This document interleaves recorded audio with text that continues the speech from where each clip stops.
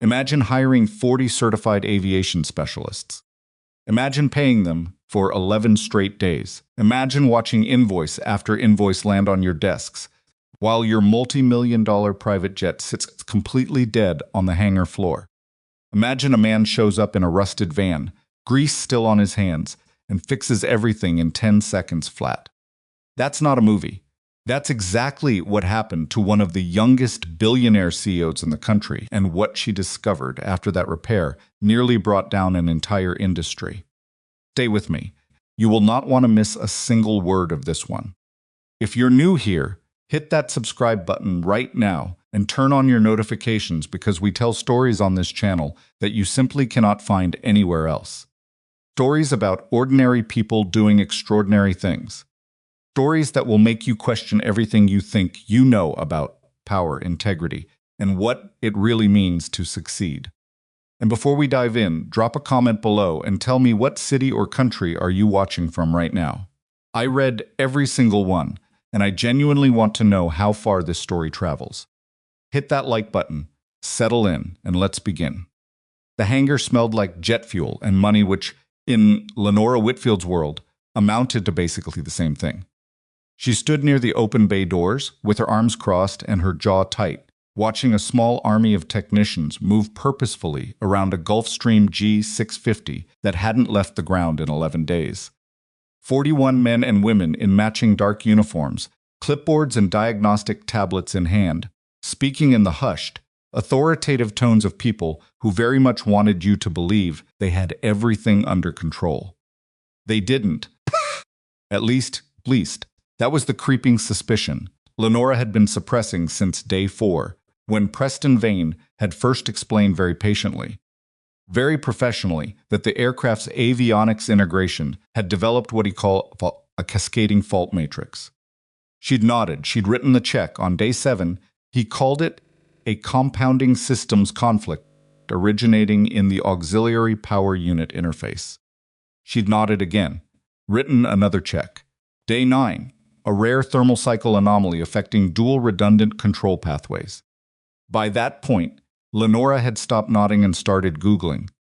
The problem was, everything Preston said sounded just plausible enough that she couldn't prove it was nonsense, and just technical enough that she'd feel foolish questioning it out loud.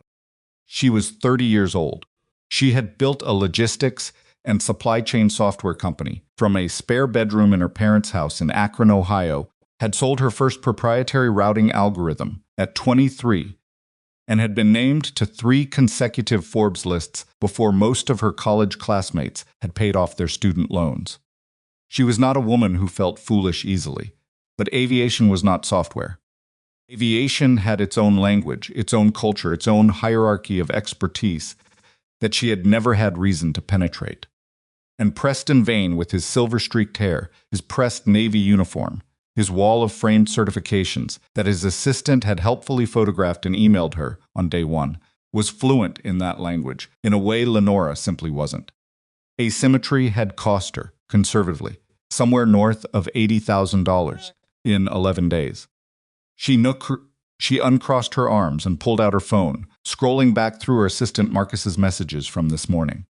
3 canceled meetings in Dubai, a partnership negotiation in Singapore that had been rescheduled twice, a board presentation that her CFO had been forced to conduct via video link because Lenora couldn't physically be in the room, because Lenora couldn't fly, because her aircraft had been grounded by a cascading fault matrix or a thermal cycle.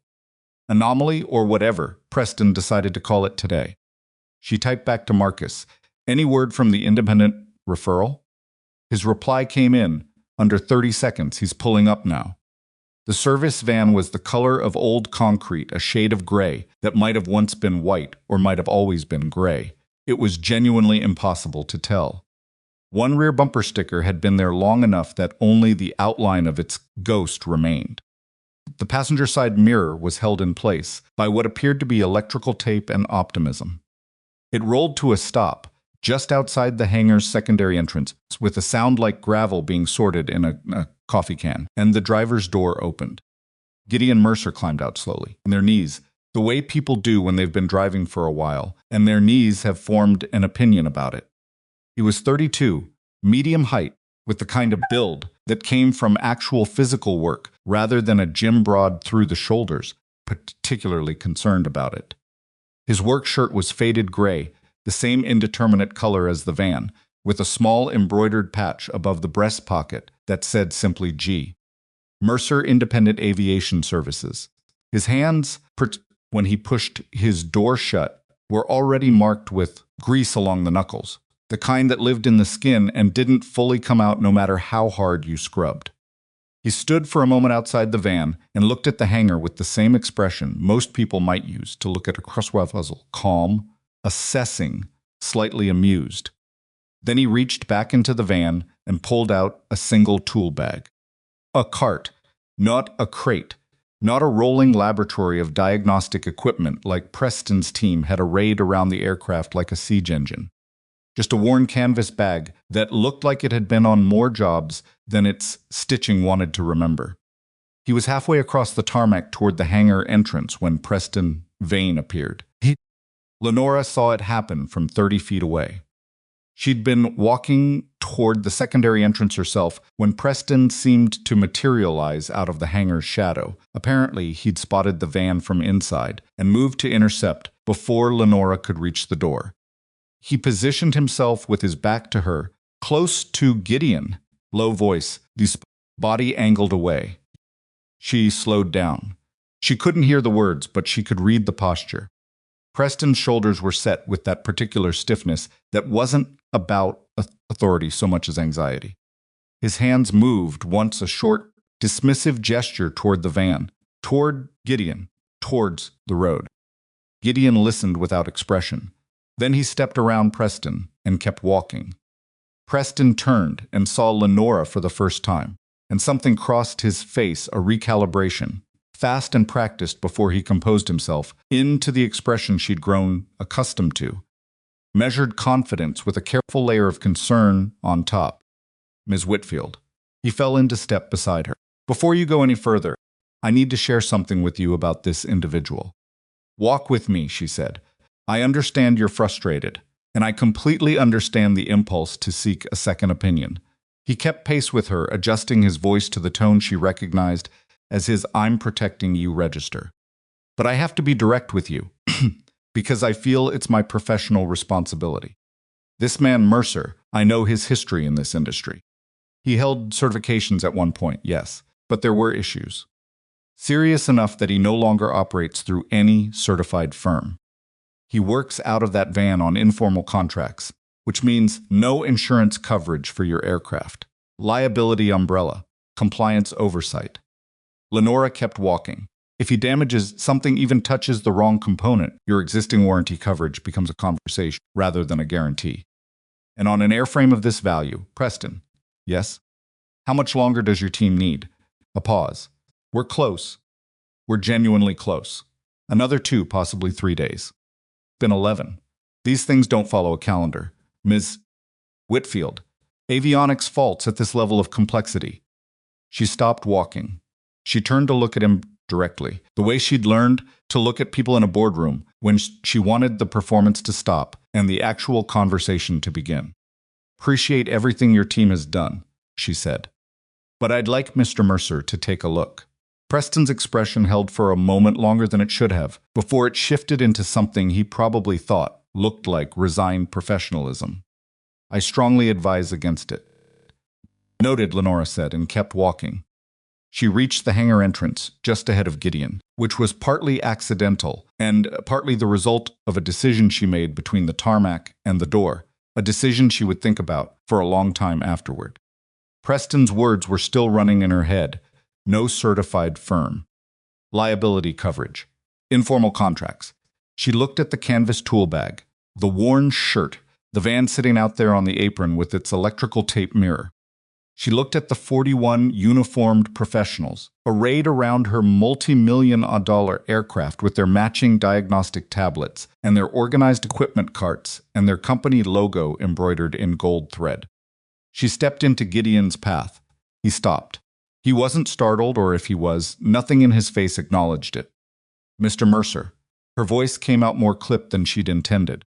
I appreciate you coming out. But I've been advised that you're not currently operating through a certified maintenance organization. Is that accurate? Gideon looked at her for a moment. With anger, not with wounded pride. Just looked at her, the way someone might look at a lock before deciding which key to try. It is, he said. Then I'm not sure you're qualified to touch that jet. The words felt strange in her mouth the moment she said them, not wrong exactly, but hollow. Like a line she'd borrowed, without fully meaning it. Gideon didn't argue. He didn't pull out his phone to show her credentials, didn't recite certifications, didn't raise his voice. He just shifted the tool bag on his shoulder. Stand back, he said. And he walked around her. She turned, surprised enough that she didn't react immediately, and watched him walk into the hangar. He walked past the diagnostic equipment carts. He walked past the uniformed technicians, who looked up from their tablets with the particular expression of people who had not been informed that an outsiders would be entering their workspace. He walked past the lead diagnostician, Eustatician, a man named Cofield, who started to say something and then seemed to think better of it.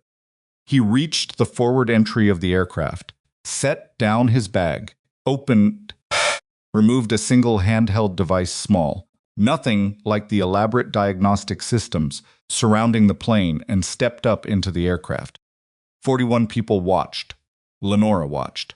Preston watched from behind her, and she heard his breathing change. She counted later.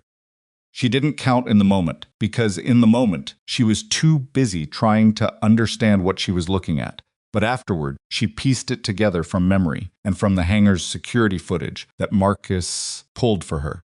Gideon was inside the aircraft for between 8 and 12 seconds.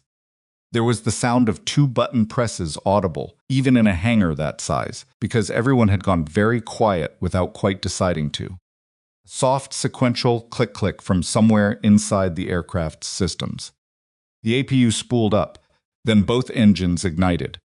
The sound of the Gulfstream's engines coming to life in that hangar was, by multiple accounts, the loudest silence breaker any of them had heard. Because jet engines are quiet, they aren't, but because of the context. Because for 11 days that aircraft had sat on the ground, making no sound at all, a man with a worn canvas bag and no company logo had walked up and, in under 12 seconds, produced this. The engines ran clean. No hesitation, no irregular cycling, no fault indicators. Just the smooth, powerful sound of a perfectly functional aircraft doing exactly what it was designed to do. 41 technicians stood in a hangar and said nothing. Lenora stood in a hangar and said nothing. Preston said nothing, but his face was doing something she couldn't quite read from that angle, something that looked less like surprise than like a man watching a wall he'd built very carefully come apart faster than he'd thought possible. Gideon came back down the steps. He picked up his tool bag. He walked back toward the front of the aircraft without hurrying. Then he stopped, turned, and looked at the assembled technicians. "Which one of you?" he said, the same Xem, uninflected tone he'd used with Lenora outside.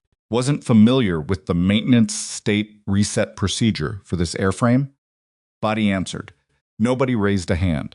41 people looked at their shoes, their tablets, and each upkeened the floor. Gideon nodded slowly, like he'd expected exactly that. He looked at Lenora. There was never anything wrong with your aircraft. The words hit the hangar differently than she expected. Thought her first reaction would be relief. The aircraft was fine. The aircraft worked. She could fly. Relief wasn't what moved through her standing there on that hangar floor. Something colder and more uncomfortable than relief. Something that started in her chest and spread outward like water finding a crack. Was never anything wrong with your aircraft.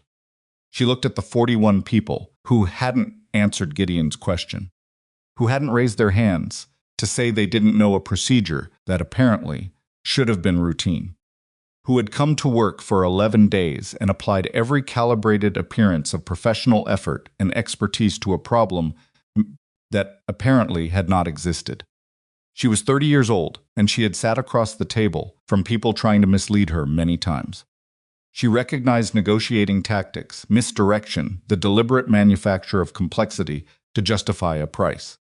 Yes, Tree. She'd built a company in an industry full of people who dressed simple things in complicated clothes and sold the clothes. But she had never not once been on the wrong end of something quite this systematic. She turned and looked at Preston. He was standing near the hangar wall, and he'd composed his expression into something careful and considered, the way you'd arrange furniture before an important guest arrived. He was preparing language. She could see it happening. Already assembling the explanation, the alternative framing, the pivot. She didn't give him the chance. Don't, she said. Closed his mouth. She turned back to Gideon. Explain it to me, she said. All of it.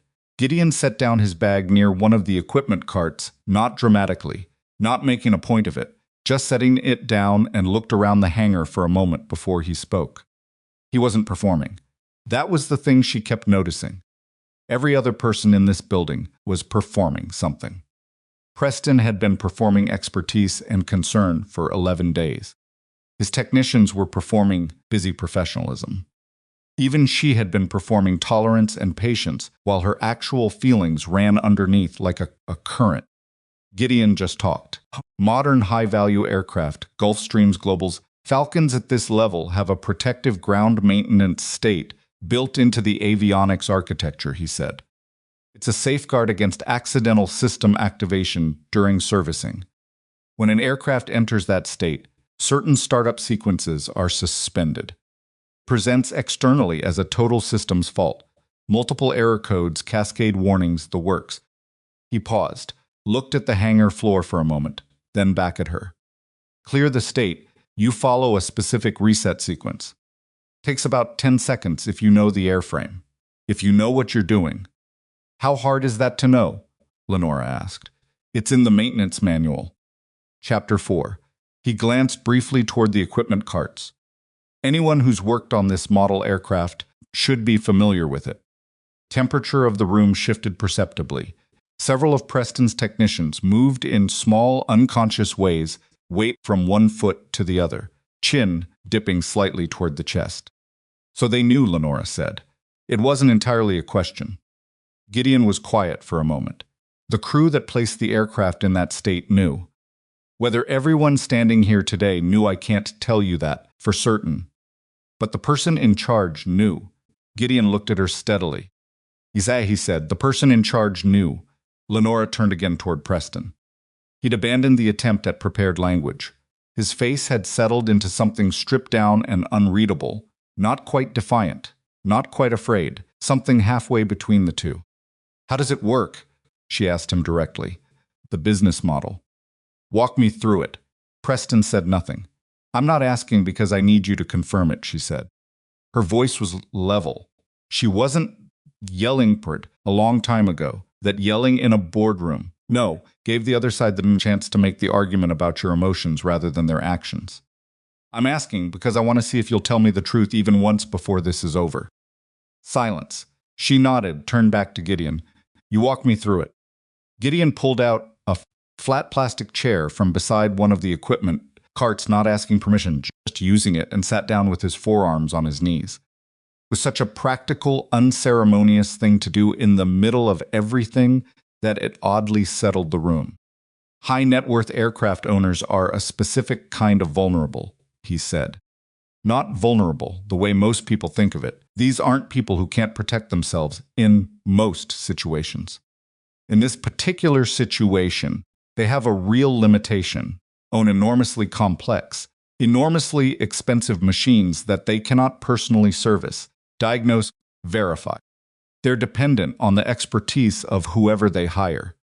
And they're usually not going to question that expertise publicly, Lenora said, hearing her own situation in the description. Because questioning it publicly means admitting you don't understand your own asset, which feels like a loss of control in a way that's uncomfortable for people who are used to being the most competent person in the room. She didn't flinch at that. It was accurate. So the model is straightforward, Gideon continued. You find an aircraft, usually something with an older owner or an owner who travels frequently and can't monitor the hangar personally. Someone whose schedule delays maximally painful, so they're less likely to push back on costs, and you find a reason for it to stay on the ground.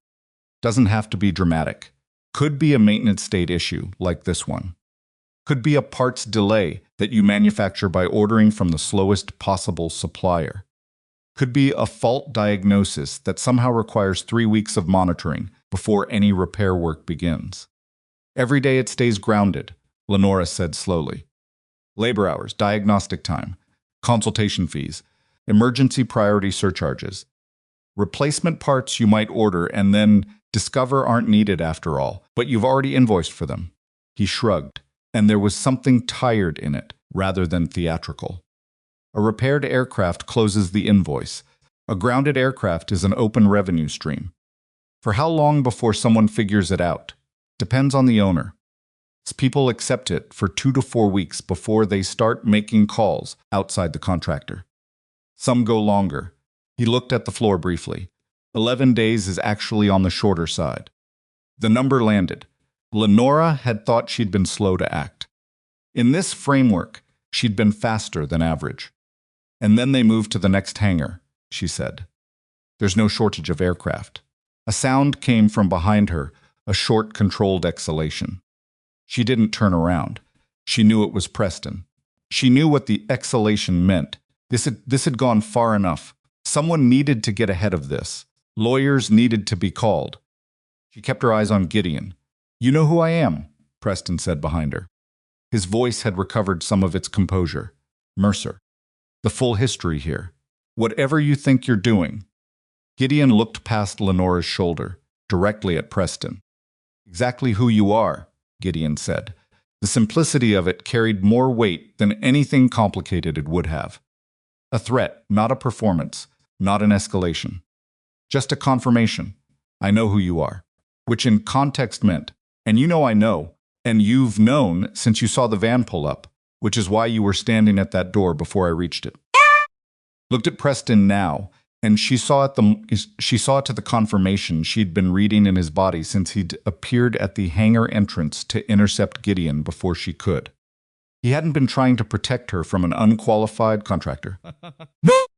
He'd been trying to protect his operation from the one person who could pull the whole thing apart in under 12 seconds. Who he is? Lenora asked. She was still watching Preston, but she spoke to Gideon. We worked for the same company, Gideon said. 14 years ago. She turned. Gideon had stood up from the chair. He wasn't looking at Preston anymore. He was looking at a point roughly between the two of them, the way people look when they're recalling something rather than narrating it. I was 18 when I started in aviation. I didn't have money for a 4-year degree, so I went straight into certification's AMT program, airframe and power plant licensing, avionics endorsements. Worked more hours than I was paid for because I was building something, and I thought that's what built something apart. He said all of this factually, without self-congratulation. By the time I was in my mid-20s, I was running diagnostic assessments on aircraft that the senior technicians were signing off on without fully reviewing. Which meant I was doing more than my title suggested. I knew that. Management knew that. It was a comfortable arrangement for everyone except my paycheck. Until it wasn't comfortable, Lenora said. Something shifted in his expression. Quite pain, something that had been through pain and come out the other side of it into a kind of flat, settled honesty. I started noticing patterns, the same types of faults on the same types of aircraft. Faults that our team was diagnosing and billing for over 10, 12, 15-day cycles. When based on the diagnostic data I was actually looking at, there was no reason the repair should take more than 2 parts being ordered that didn't match the fault description. Labor hours logged against tasks that didn't appear anywhere in the maintenance records. What did you do? I documented it. He said it simply. Wrote it up, took it to management, laid out the pattern with specifics, invoice numbers, aircraft registration numbers, date sequences, works. Pause. The company president told me I was misunderstanding the complexity of the work, that these things take time. that junior technicians sometimes see patterns in data that don't reflect the full operational picture. He glanced toward Preston. Preston was in that meeting. He was 2 levels above me at the time. She turned and looked at Preston, who had gone very still. Pushed it a second time. Went to someone outside the immediate chain. Thought if I could just get someone with the right authority to actually look at the documentation. He stopped. Restarted. The documentation disappeared. I got reassigned to a facility 2 states away. My immediate supervisor, who had been supportive until that point, stopped returning my calls. About 6 months later, I was offered a choice between a resignation and a termination, for they said consistent performance deficiencies. Fabricated, Lenora said. There was nothing to back them up. But there was also nothing I could do about it, because anyone I might have appealed to was part of the same structure I'd just spent 8 months trying to expose. He said it without bitterness, which was somehow more striking than if he'd said it with anger. So I signed the resignation, and then I spent about 2 years, watching every door in the industry close while the person who'd watched it happen and said nothing. Climb. The hangar was very quiet. The engines that Gideon had brought to life had been shut back down. Someone had done that at some point. She hadn't noticed when, and in the quiet, the weight of what he'd just described sat in the air like a physical thing. Preston, she said. She heard him shift behind her. He built a successful company, Gideon said. That's accurate. He's good at what he does. He's good at fraud, she said.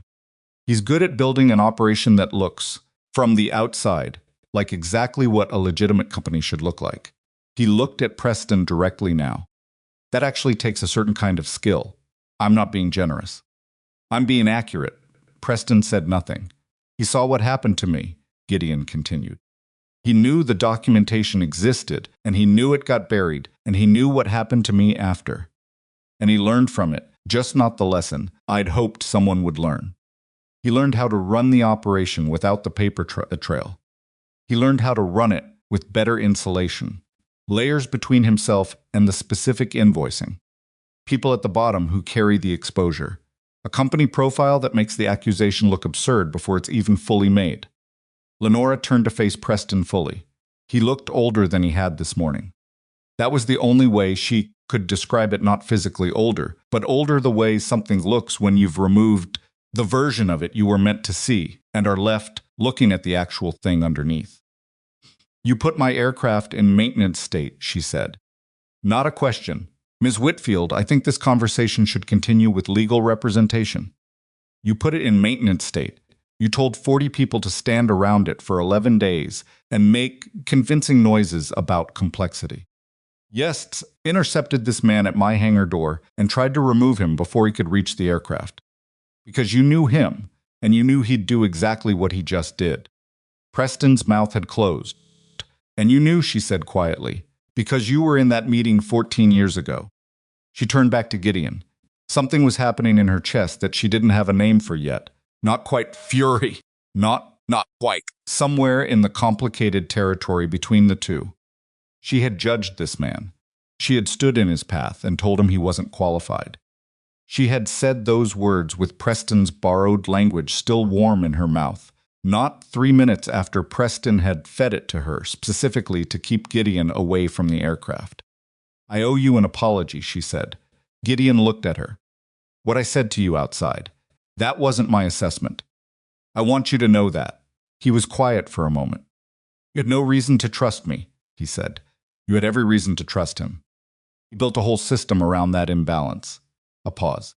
It would have been strange if you hadn't. It was, she thought, one of the most gracious things anyone had ever said to her, after she'd done something stupid. And it was also somehow the least comforting version of forgiveness she'd ever received, because it was completely honest. She looked at the 40 technicians still standing around the aircraft. Some of them were looking at the floor. Some were looking at Gideon. A few were looking at Preston with expressions she couldn't quite read, complicated expressions, the kind people wear when something they've been carrying for a while is the process of getting much heavier. Get off my property, she said to Preston. She didn't raise her voice. She didn't need to. Preston gathered the remnants of composed authority that were still functioning, and walked toward the hangar exit. His footsteps were even and deliberate, the walk of a man who was not going to let anyone in this building watch him hurry. She watched him go. Then she looked at the 40 technicians, and the complicated expressions, and the aircraft sitting clean and functional and unmysterious in the middle of it all. And she thought about what Gideon had said. Layers between himself and the specific invoicing. People at the bottom who carry the exposure. She looked at Gideon. What happens to them? She asked quietly. He was already looking at the technicians. That, he said, is a much more important question than you might think. Question hung between them. For a moment, what happens to them? And Gideon didn't answer it immediately. Stood looking at the 40 technicians, the way a doctor might look at an X-ray, not with judgment exactly, but with the particular attention of someone reading a situation for information rather than feeling. Technicians themselves had rearranged slightly in the time since Preston had walked out. Dramatically, no one had broken formation or moved to a different part of the hangar, but the group had a different quality to it now. Looser somehow, like a fist that had partially unclenched. Without Preston in the room, the invisible architecture of authority that had been holding everyone in their designated positions had developed a noticeable crack. A few of them were looking at Gideon with something that wasn't quite hostility. A few were looking at Lenora with expressions that she could only describe as brace the look of people who expect consequences and were trying to calculate their size in advance. Most of them were just looking at the floor. Gideon finally spoke, but not to Lenora. He spoke to the room. I'm going to ask something, and I want you to think about it before you answer, he said. Loud, but carrying. How many of you specifically knew that this aircraft was in maintenance state when you were assigned to this job? Silence. I'm not asking who put it there. I'm not asking who knew the full extent of what was happening with the billing. I'm asking something simpler. How many of you looked at this aircraft, recognized what you were looking at, and understood that the reset procedure existed and wasn't being performed? The silence extended. Then, from somewhere in the middle of the group, a hand went up. Slow, reluctant, the hand of someone who had spent the better part of the last 11 days arguing with themselves about this exact moment. It belonged to a woman in her late 20s. Lenora could see her clearly from where she stood. Dark hair pulled back, uniform that fit like it was slightly too large, the kind of face that looked like it had been carrying something unpleasant for an extended period and had gotten tired of the weight of it. Just one? Gideon asked. Another pause. Then two more hands. Both men, both younger, early 20s, Lenora guessed. Yes, he'd intervened, the kind of where you could still see the shape of the person they'd been in high school. 37 hands stayed down. Gideon nodded. He wasn't performing satisfaction or disappointment. Just taking in data. The three of you who raised your hands, he said, stopped you from saying something. The woman with the dark hair answered first, and when she spoke, her voice was flat and controlled in the ways voices get when the speaker has pre-processed the emotion out of what they're saying before it reaches their mouth. I have a lease and a car payment and a sick mother in a facility that costs $4,000 a month, she said. And Preston Vane runs the most reputable aviation maintenance firm in this region, and he employs 41 people, and every single one of them needs a reference to work anywhere decent in this industry. A pause. That's what stopped me. Nobody in the hangar argued with that. Lenore looked at her for a moment. She thought about what Gideon had said about her. About himself, you had every reason to trust him. He built a whole system around that imbalance. The system didn't just work on wealthy aircraft owners. It worked on the people inside it too. On the ones who knew and couldn't afford to know. On the ones who raised their hands 11 days too late because the math of their lives didn't give them room to raise them sooner. What's your name? Lenora asked. The woman looked up, slightly surprised to be addressed directly. Dara Osei. How long have you been in aviation? 6 years. Are you any good? Something complicated moved through Dara's expression, not vanity, not false modesty, just the processing time of someone who wasn't accustomed to being asked that question directly by someone who appeared to actually want the answer. she said. Okay, Lenora said. She turned back to Gideon. You were saying what happens to them. That depends on what happens next, Gideon said. And what happens next depends on decisions you make in the next hour. She studied him. You have a specific thing in mind. I have thoughts, he said carefully. You're going to want to involve lawyers, investigators, potentially regulatory agencies. That's appropriate. That should happen. But how that process runs, whether these people become subjects or witnesses, is a choice that gets made at the beginning, not the middle. And once you make it one way, you can't easily make it the other. You want them protected, she said. I want the truth to have a path out of this building, he said. And the truth is mostly sitting in that group right now, and most of it is scared. She thought for a moment. She was aware this was moving fast. Everything had moved fast since the engines came on, since the silence after Gideon's question, since Preston's footsteps had crossed the hangar floor toward the exit. She was making decisions in minutes that she'd normally spend days on, in a domain where she had no expertise, based on the judgment of a man she'd met 45 minutes ago and had initially tried to turn away. She was also aware, and this was the uncomfortable part, that her read on Gideon Mercer was better than her read on Preston Vane had been for 11 days. Didn't necessarily mean her read was right. It meant she was working with imperfect information and a time constraint, and she was going to make choices anyway, which was, she thought, basically the condition of being alive. All right, she said. She pulled out her phone and called Marcus. Picked up before the first ring had finished. Tell me something good, he said. Aircraft is operational, she said. A brief silence. How long story? I need you to call Catherine Bloom, not the firm. Catherine directly. Tell her I need an aviation fraud specialist and a forensic accountant in a room with me by tomorrow morning, and tell her I need to know, today, the difference between what a cooperating witness looks like versus what a subject looks like in a federal investigation. What that means. Another silence, longer. Lenora, what happened over there? I'll tell you everything tonight. Right now I need the calls made. She paused. And Marcus, call the board chair and tell him I'll be available for a call at 7 this evening. A video meeting, just a call. And tell him it's not bad news, it's just complicated news. She hung up and looked at the technicians. Nobody leaves this hangar yet, she said. Not threateningly, practically. The way you'd tell people to stay in a building during a weather event. That's an inconvenience. I'll have food brought in. And within the next 2 hours, you're going to have access to a legal advisor who can explain it, who can explain what your options are and what your exposure actually looks like, versus what you might be assuming it looks like. She let that land for a moment. I'm not promising anything. I don't know enough yet to promise anything.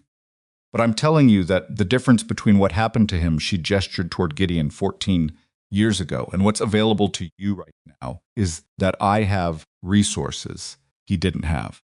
And I intend to use them. She didn't know if that was the right speech. She wasn't a prosecutor or a crisis counselor or whatever the right professional was for a moment like this one. But she meant it, which was more than she could say for a lot of speeches she'd given in conference rooms with better lighting. Dara Osei looked at her from the middle of the group with an expression Lenora couldn't fully interpret, not gratitude exactly, not trust exactly. Something more cautious than either of those. Expression of someone who had been told things were going to be okay before and was not prepared to extend full credit on that basis alone.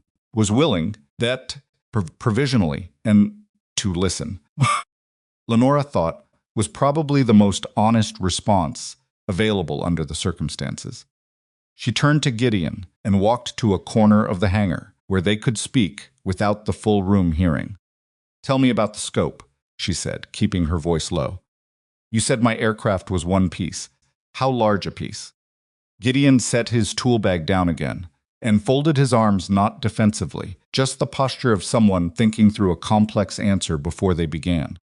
Over the past 3 years, I've come across 4 other aircraft with identical maintenance state presentations, he said. Different owners, different hangars, same basic pattern. 2 of them I caught because the owners found me after getting referred through private networks. People who'd heard through other people that there was an independent tech who asked questions that the big shops didn't like. He paused.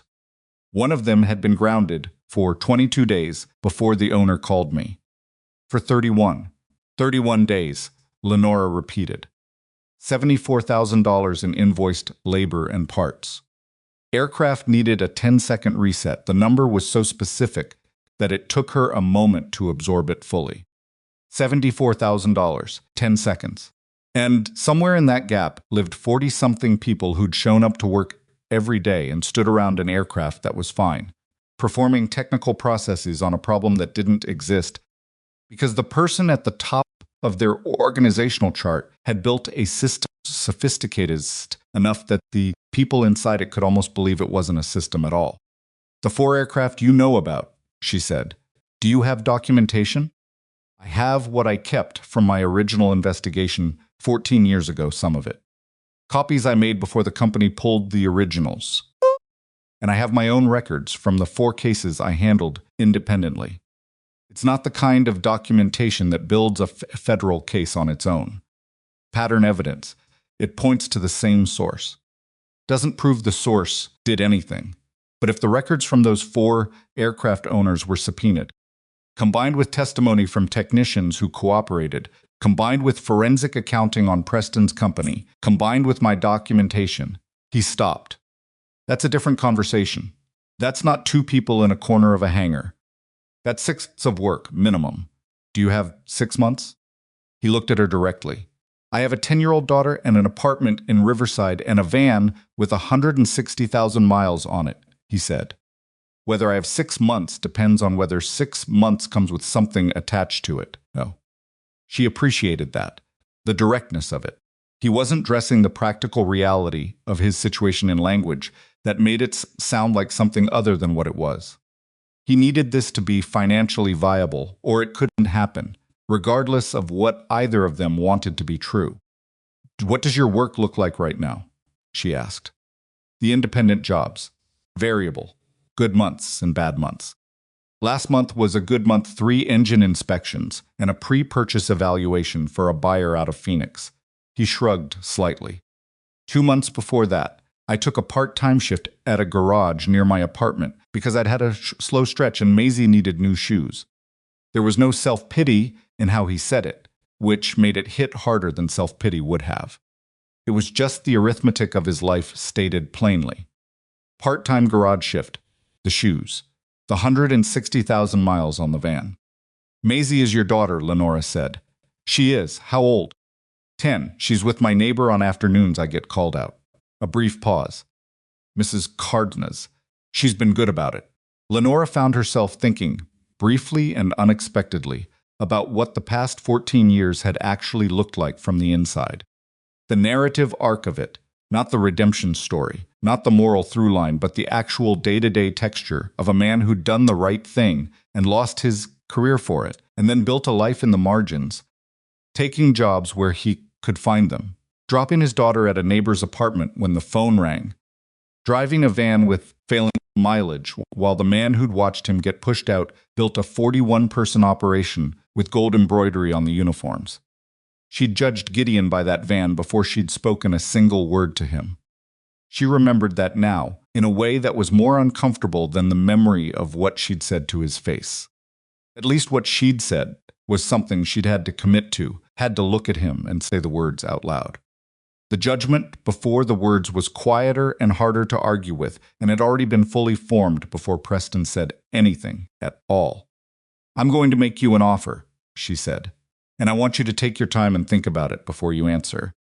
All right, I'm going to establish an independent investigation into Preston Vane's company and any related operations. I'm going to hire the right lawyers and forensic accountants and investigators to do that properly. I'm going to ask you to serve as the technical lead on the investigation's aviation side, because no lawyer on earth is going to read a maintenance log the way you read a maintenance log. And if we're going to build something that actually holds up, we need someone who can see what the documents are actually saying. Gideon didn't respond immediately. He was listening, which she appreciated. The engagement would be structured as a consulting contract through my company's legal affairs division. Fair market rate for a senior aviation technical consultant, which for the record is significantly more than 3 engine inspections and a pre-purchase evaluation. She paused. Charity. The work is real, and the work requires exactly what you have. The rate reflects that. And the technicians here, he said. The ones who cooperate. That's your condition? Question first, he said. I'm not trying to negotiate before I've heard everything. Cooperating technicians get consideration. That's what I can promise right now, because I don't know yet what consideration looks like in legal terms. What I know is that the difference between Preston walking away from this relatively intact and Preston facing a real reckoning is the testimony of the people in this room. And I'm not going to get that testimony by treating those people as the primary targets. She looked at him. Does that satisfy the question? He thought for a moment. The specific, unhurried kind of thinking that she'd noticed earlier, the same quality of attention he'd brought to the hangar door, to the aircraft, to the assembled technicians. Not fast, not performed, just real consideration. It satisfies the question, he said. Do you need time to think about the offer? I need to call my neighbor and make sure she can cover Maisie this evening, he said. And then I need to call Maisie and tell her I'm going to be late. The specificity of it, Mrs. Cardenas, the phone call. Maisie pulled Lenora out of the frame she'd been operating in for the past 45 minutes, the frame where this was a business situation with logistical and legal dimensions. It reminded her that the person she was making this offer to had a daughter who was right now at a neighbor's apartment waiting for her father to come home in a concrete gray van. Of course, she said, take whatever time you need. He nodded, picked up his tool bag, and walked toward the secondary entrance to make the calls in private. Lenora stood alone for a moment in the middle of the hangar, or as alone as a person can be, with 40 other people present, and looked at her aircraft. The Gulf Stream that had been the center of 11 days, and $80-something thousand, and a fraud that apparently reached far beyond this single building. It looked exactly as it always had, no different from the last time she'd flown in it, no evidence on its exterior of having been the subject of any drama at all. That was the thing about the maintenance state, she thought. The aircraft wasn't broken. It just looked broken to anyone who didn't know how to look at it properly. The failure was never in the machine. The failure was in the information available to the person responsible for the machine. And the system, Preston's system, was built entirely around controlling that information. She heard movement behind her and turned. Dara Osei had separated from the main group and was standing a few feet away, hands at her sides. Can I ask something? Dara said. Go ahead. When you said resources he didn't have. A careful pause. You meant it, or was that the kind of thing you say to a room full of people? You need to stay calm. Lenora looked at her for a moment. Both, she said. But mostly I meant it. Dara absorbed that. Why does it matter to you? The technicians. You don't know any of us. The honest answer was that Lenora wasn't entirely sure it mattered to her independent of Gideon's framing of it. That she'd been following his lead through much of the past hour, which was either good judgment or something she'd need to examine more carefully later. But she also knew this, that the architecture of what Preston had built only worked because people at the bottom of it couldn't afford to burn it down. That the system wasn't unique to this hangar. That the mechanism of its expertise as cover for exploitation, in credentials as permission to lie, worked in more industries than aviation, in more situations than this one. Because the way you bring something down matters, she said finally. Just whether you bring it down, how you do it, who carries the cost. She paused. He carried the cost for 14 years. I don't want a room full of people who were scared carrying it too.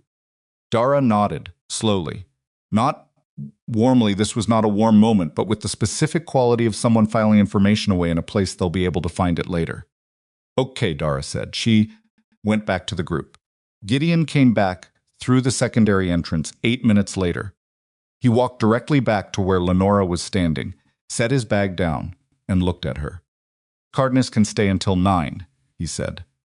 Maisie wants to know if I'm okay, which means she could tell from my voice that something was happening, which means I'm going to owe her a longer conversation than I gave her on the phone. He said the last part in a tone that suggested this was not an unusual dynamic between them. I'm available. You're accepting the offer? I'm accepting the offer, he said. With the condition standing as a question you've already answered. Let's talk about where to start, she said. And in a corner of a hangar that smelled like jet fuel and a fraud that had been running for years, they began. The work was not clean. It was not quick. It was not, in any meaningful sense, simple despite the fact that it had all started with a 10-second repair. 10 seconds were the most visible thing, the piece of it that would get told and retold in the months ahead that people would reach for when they wanted a clean story with a clean moral.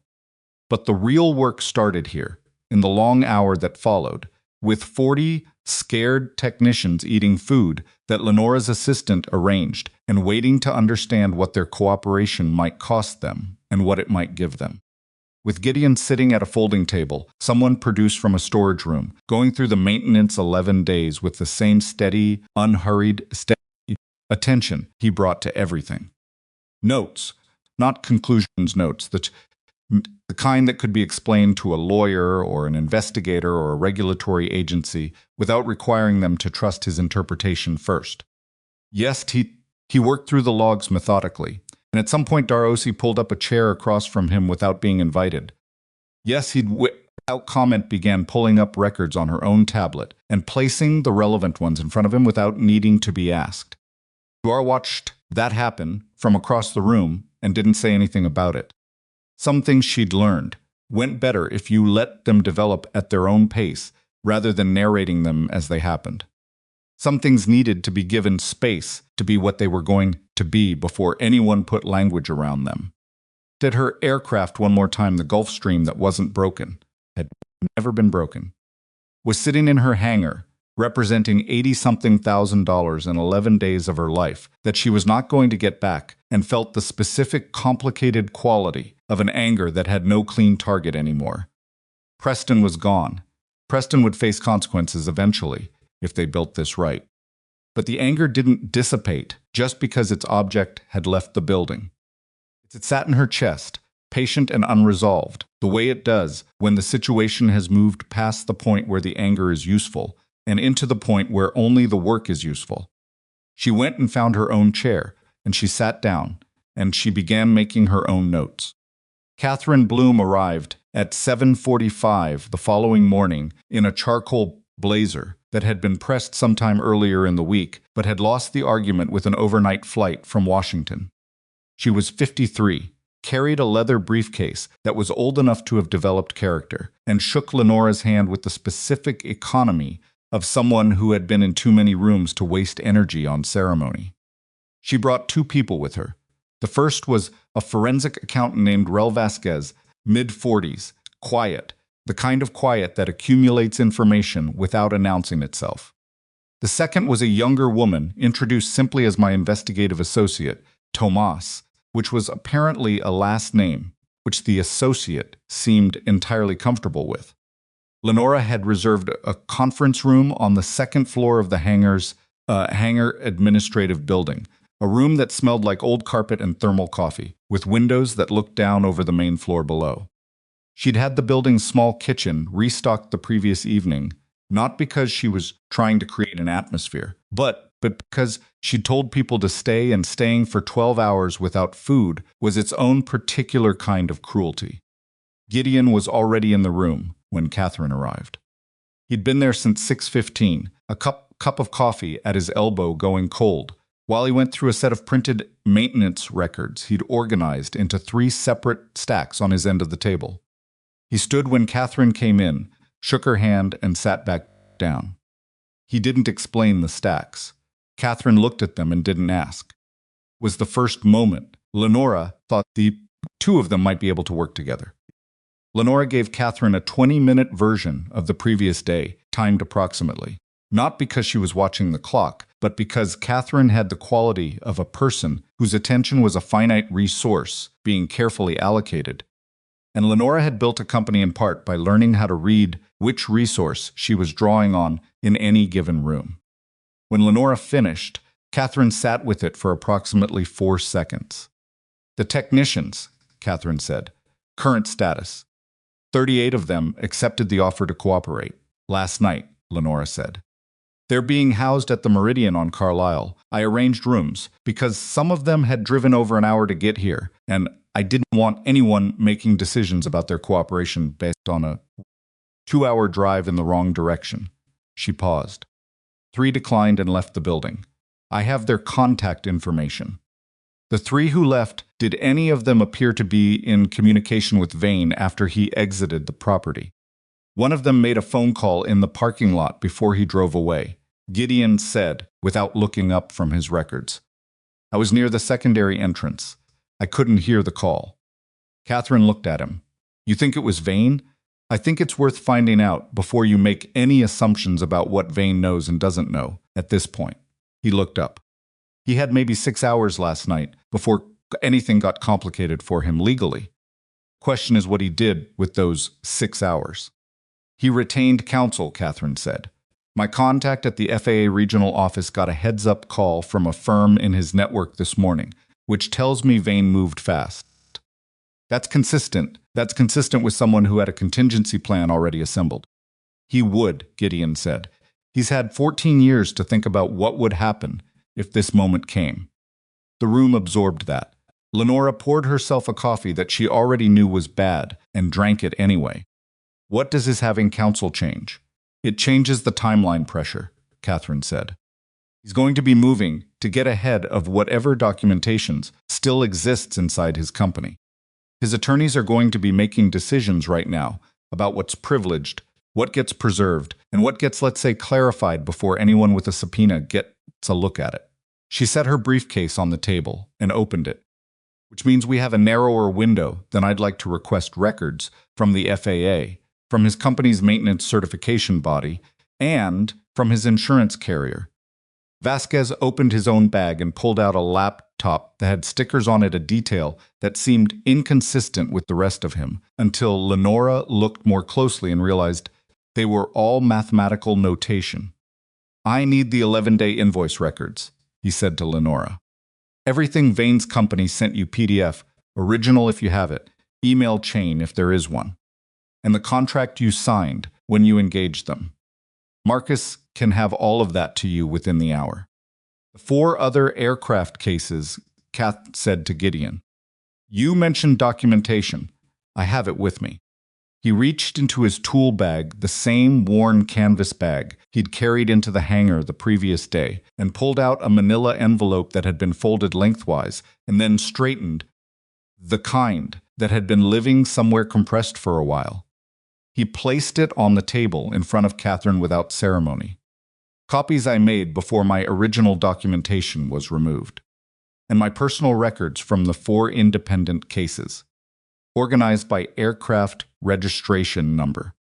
Catherine opened the envelope, looked at the first page, and turned to the second. Her expression didn't change, which Lenora had already identified as Catherine's version of something significant. Where have you been keeping this? Catherine asked. Lockbox at my bank, Gideon said, and a copy at my sister's house in Denver. She doesn't know what it is, I just told her. It was important documents, and asked her to keep them somewhere dry. For 14 years? For 14 years. Catherine looked at him over the top of the papers. Why didn't you bring this to a regulatory agency earlier? Or an attorney? It was a question without accusation she was genuinely asking, the way you ask about a gap in a timeline that you need to understand rather than criticize. Gideon was quiet for a moment, the kind of quiet that has specific geography to it, that comes from a particular place. Tried, he said. Not right away. Right away, I was trying to keep my head above water. I just lost my job. I had a performance termination on my record that wasn't accurate, but that I had no money to legally challenge. Was 26 years old, and figuring out what my life looked like from that point. He paused. But about 2 years later, when I'd stabilized enough to think clearly, I contacted the FFA regional office and asked about the process for reporting maintenance fraud. They took my information and told me they'd review the documentation if I submitted a formal complaint. Catherine said, I submitted it. Formal complaint, documentation attached. Cover letter, explaining the pattern. Took me 3 weeks to put together because I wanted it to be clean. He looked at the table for a moment, not with defeat, exactly, but with the specific expression of someone recounting a thing that still has a small amount of weight even after they've carried it long enough to get used to the weight. 8 months later, I got a letter telling me the complaint had been reviewed and that no regulatory actions was warranted at that time. Explanation. No explanation. 1 paragraph. I sent a follow-up asking for specifics which part of the documentation hadn't met the threshold, what additional information might be needed. Got a response. The room was quiet. Lenora was looking at a spot on the table. She was thinking about a thing she'd read once, about the difference between a system that fails because it's broken and a system that fails because it's working correctly, because it's doing exactly what it was designed to do, which is to protect the people inside it from the consequences of what they do inside it. Who received the complaint at the regional office? Catherine asked. I have the name from the acknowledgement letter I got when they received my submission. He pulled a folded piece of paper from the envelope's inner pocket, a photocopy of a letter, the original long gone somewhere, printed on letterhead that had the slightly formal stiffness of government correspondence. A deputy regional director named Falconer, Warren Falconer. Catherine's pen stopped moving. It was a small thing, a half-second pause in the movement of a pen across a legal all. But Lenora had been watching Catherine's hands since she sat down, and the pause was not nothing. That name, Lenora said. Catherine looked at her pen for a moment, then set it down deliberately. Warren Falconer retired from the FAA regional office 3 years ago, she said. He's currently on the board of advisors for a consortium of aviation maintenance companies in this region. Nobody said anything. Preston Vane is a member of that consortium, Catherine said. The information settled into the room like something heavy, being placed on a table, not dramatically, not with a sound, but with the change in weight that everything around it immediately registered. Gideon didn't look surprised. He looked, Lenora thought, like a man who had suspected something for a long time and was now watching the confirmation of it arrive in a form more specific than he'd expected. That's why the complaint went nowhere, he said. I can't tell you that definitively right now, Catherine said. But it's a question that needs answering before this investigation takes another step, because it changes the regulatory strategy substantially. She looked at Lenora. The FAA regional office has contaminated channels. On this even adjacent ones, we go federal rather than regional. Different jurisdiction, different reviewers, and it takes Falconer out of any position to be helpful to Vane's legal team in an informal capacity. How long does that take, Lenora asked. To set up the federal channel? A few days. The investigation itself is months regardless. Catherine picked up her pen again. But the other cases the 4 aircraft owners Mercer documented, those are the foundation. We need their cooperation too. Will they cooperate? Lenora asked Gideon. He thought about it genuinely, the way he thought about everything. 2 of them contacted me after the fact, which is how I ended up doing those jobs. They were frustrated and wanted answers. Whether they're willing to put their names on a formal complaint is a different question. One of them is a fairly public figure, and the other one's company was involved in a contract dispute around the same time that he'd prefer not to reopen. He paused. If you approach them through an attorney with proper confidentiality protections, I think the odds are reasonable. People remember $74,000 invoices. I'll make those calls personally, Catherine said. The morning moved into work after that real work, kind with specific tasks and sequenced steps and the particular low-grade tension of people who understand that what they're building has to hold up under scrutiny that will be hostile and well-funded and patient. Vasquez was already on his second pot of coffee by 9, going through the invoice records Marcus had sent with the focused attention of someone reading a novel where every number is a character with a motive. Tomas had a separate laptop and a phone she used continuously, running records checks that she explained to no one, but periodically shared results from in short, specific sentences directed at Catherine. Gideon worked through his documentation again with the new context of Falconer's name on the acknowledgement letter, pulling out specific records and annotating them in the margins in handwriting. No, so small it was almost print. He didn't talk much. He ate a sandwich that someone brought up from the kitchen and drank 2 more cups of bad coffee, without commenting on the coffee. At some point around 11, Lenora left the conference room and went downstairs. Dara Ose was in the hangar's common area, a utilitarian space with plastic chairs and vending machines, along with about a dozen other technicians who'd come back to the administrative building to wait. A few of them had their phones out. A few were talking quietly. Most of them had the particular look of people in a waiting room who have exhausted the available distractions and are now just waiting. Dara looked up when Lenora came in. "How's it going up there?" she asked. Impatiently, she'd earned the question. "It's going," Lenora said. "Takes the time it takes." She sat down on a plastic chair which was uncomfortable in the specific way of chairs designed for temporary use that have been in permanent use for a decade. "How are you doing?" Dara's expression said several things in a short amount of time. "Called my mother's care facility this morning to let them know I might be unreachable for a day or two." She paused. "My mother doesn't know I'm there most of the time. Dementia, but I go anyway 3 times a week," because she stopped. Shrugged in a way that wasn't quite a shrug, because it's who I am, I guess. Or who I want to be.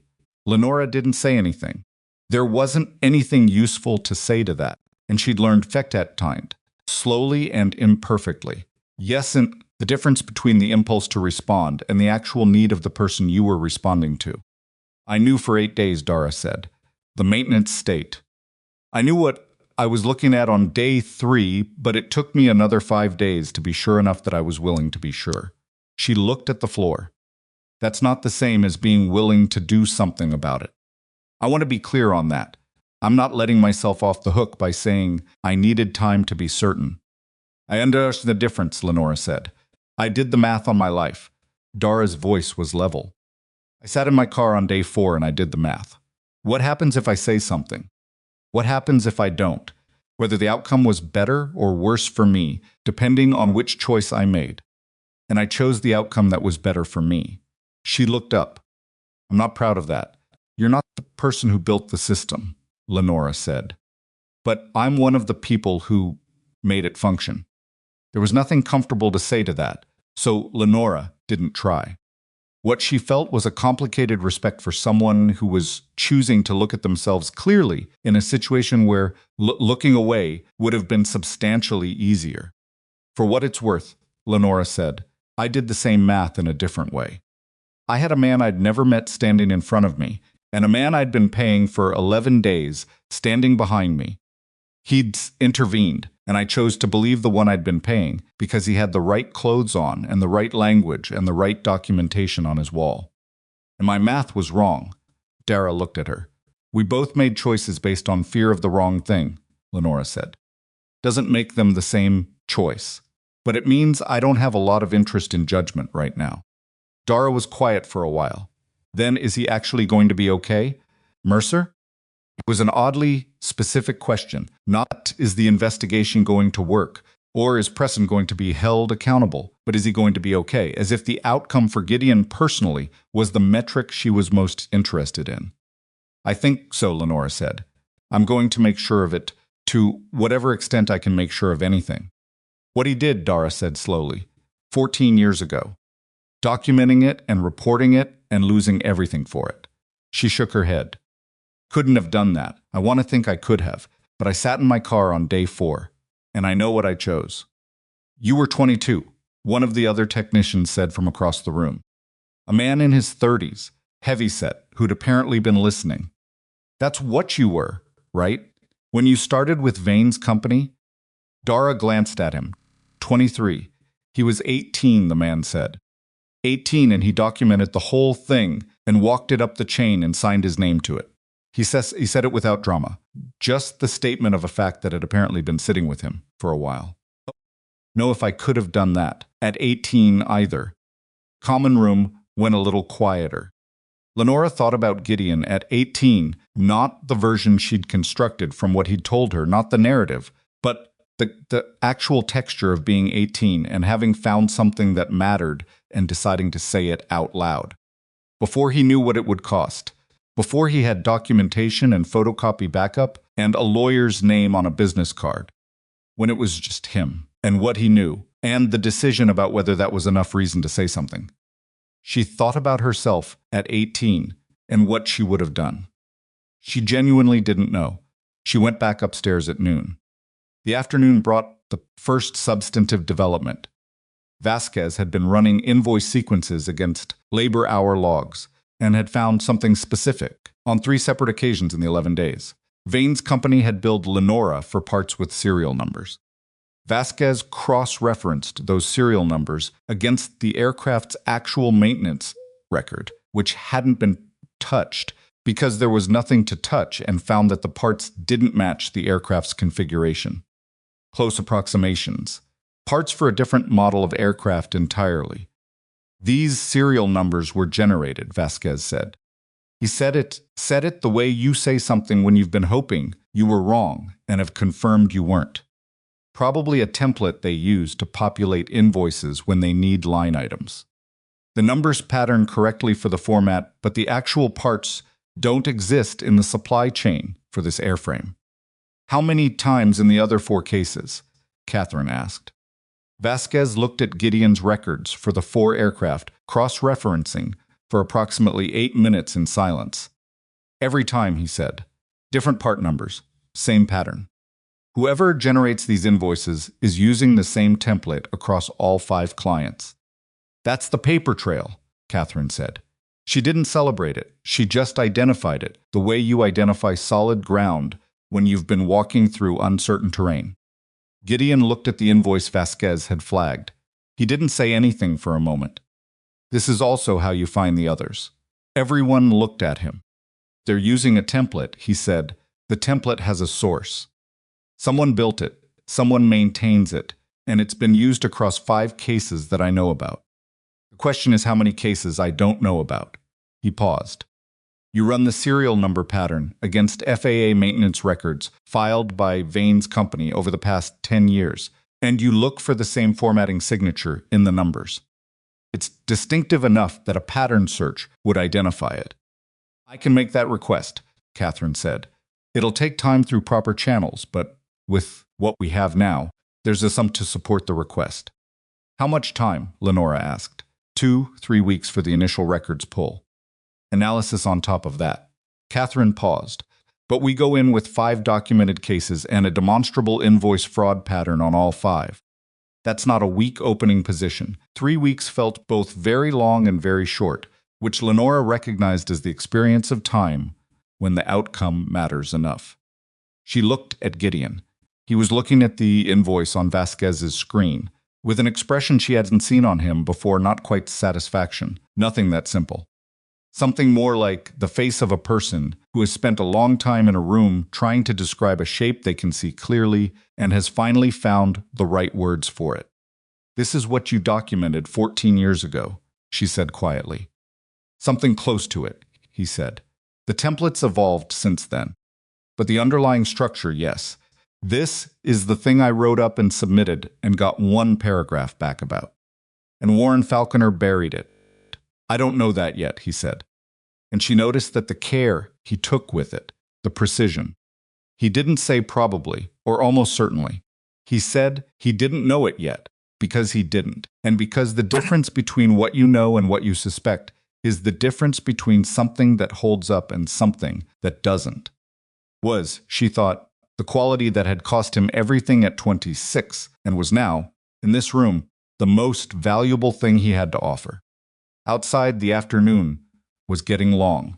The light through the conference room windows had moved from the sharp overhead angle of midday to the lower, warmer slant of late afternoon, and it fell across the table and the papers and the stacked documentation in a way that made everything look slightly different from how it had looked in the morning, not better or worse, just changed. Way things look when you've been with them long enough for the light to shift. Lenora's phone had been going off steadily throughout the day, Marcus. The board chair, two of her division heads. Yes, he'd intervened, whose name she didn't recognize, who had apparently gotten a fragment of something from somewhere and was asking preliminary questions. She'd answered the ones that needed answering and left the rest. The journalist she didn't respond to at all.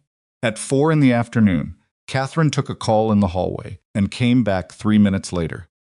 The first of the 4 aircraft owners, she said. Talk. He wants confidentiality protections in writing before any formal discussion, but he'll talk. It was not a dramatic moment. Nobody cheered. Nobody made a sound. Something in the room shifted the same way rooms shift when a thing that has been possible becomes actual. Gideon turned back to his papers. Lenora looked out the window at the hangar below, where her aircraft sat clean and functional and permanently changed in her mind from the thing it had been yesterday morning. She thought about what she'd said to Dara. I'm going to make sure of it, to whatever extent I can make sure of anything, and she understood that the extent of what she could make sure of was in fact limited. She had resources. She had Catherine Bloom. She had Rel Vasquez and his invoice patterns and his coffee and his math. Yet, he vened, she had 38 technicians who had agreed to cooperate because she'd told them the math of their lives might look different on the other side of this. Did not have certainty.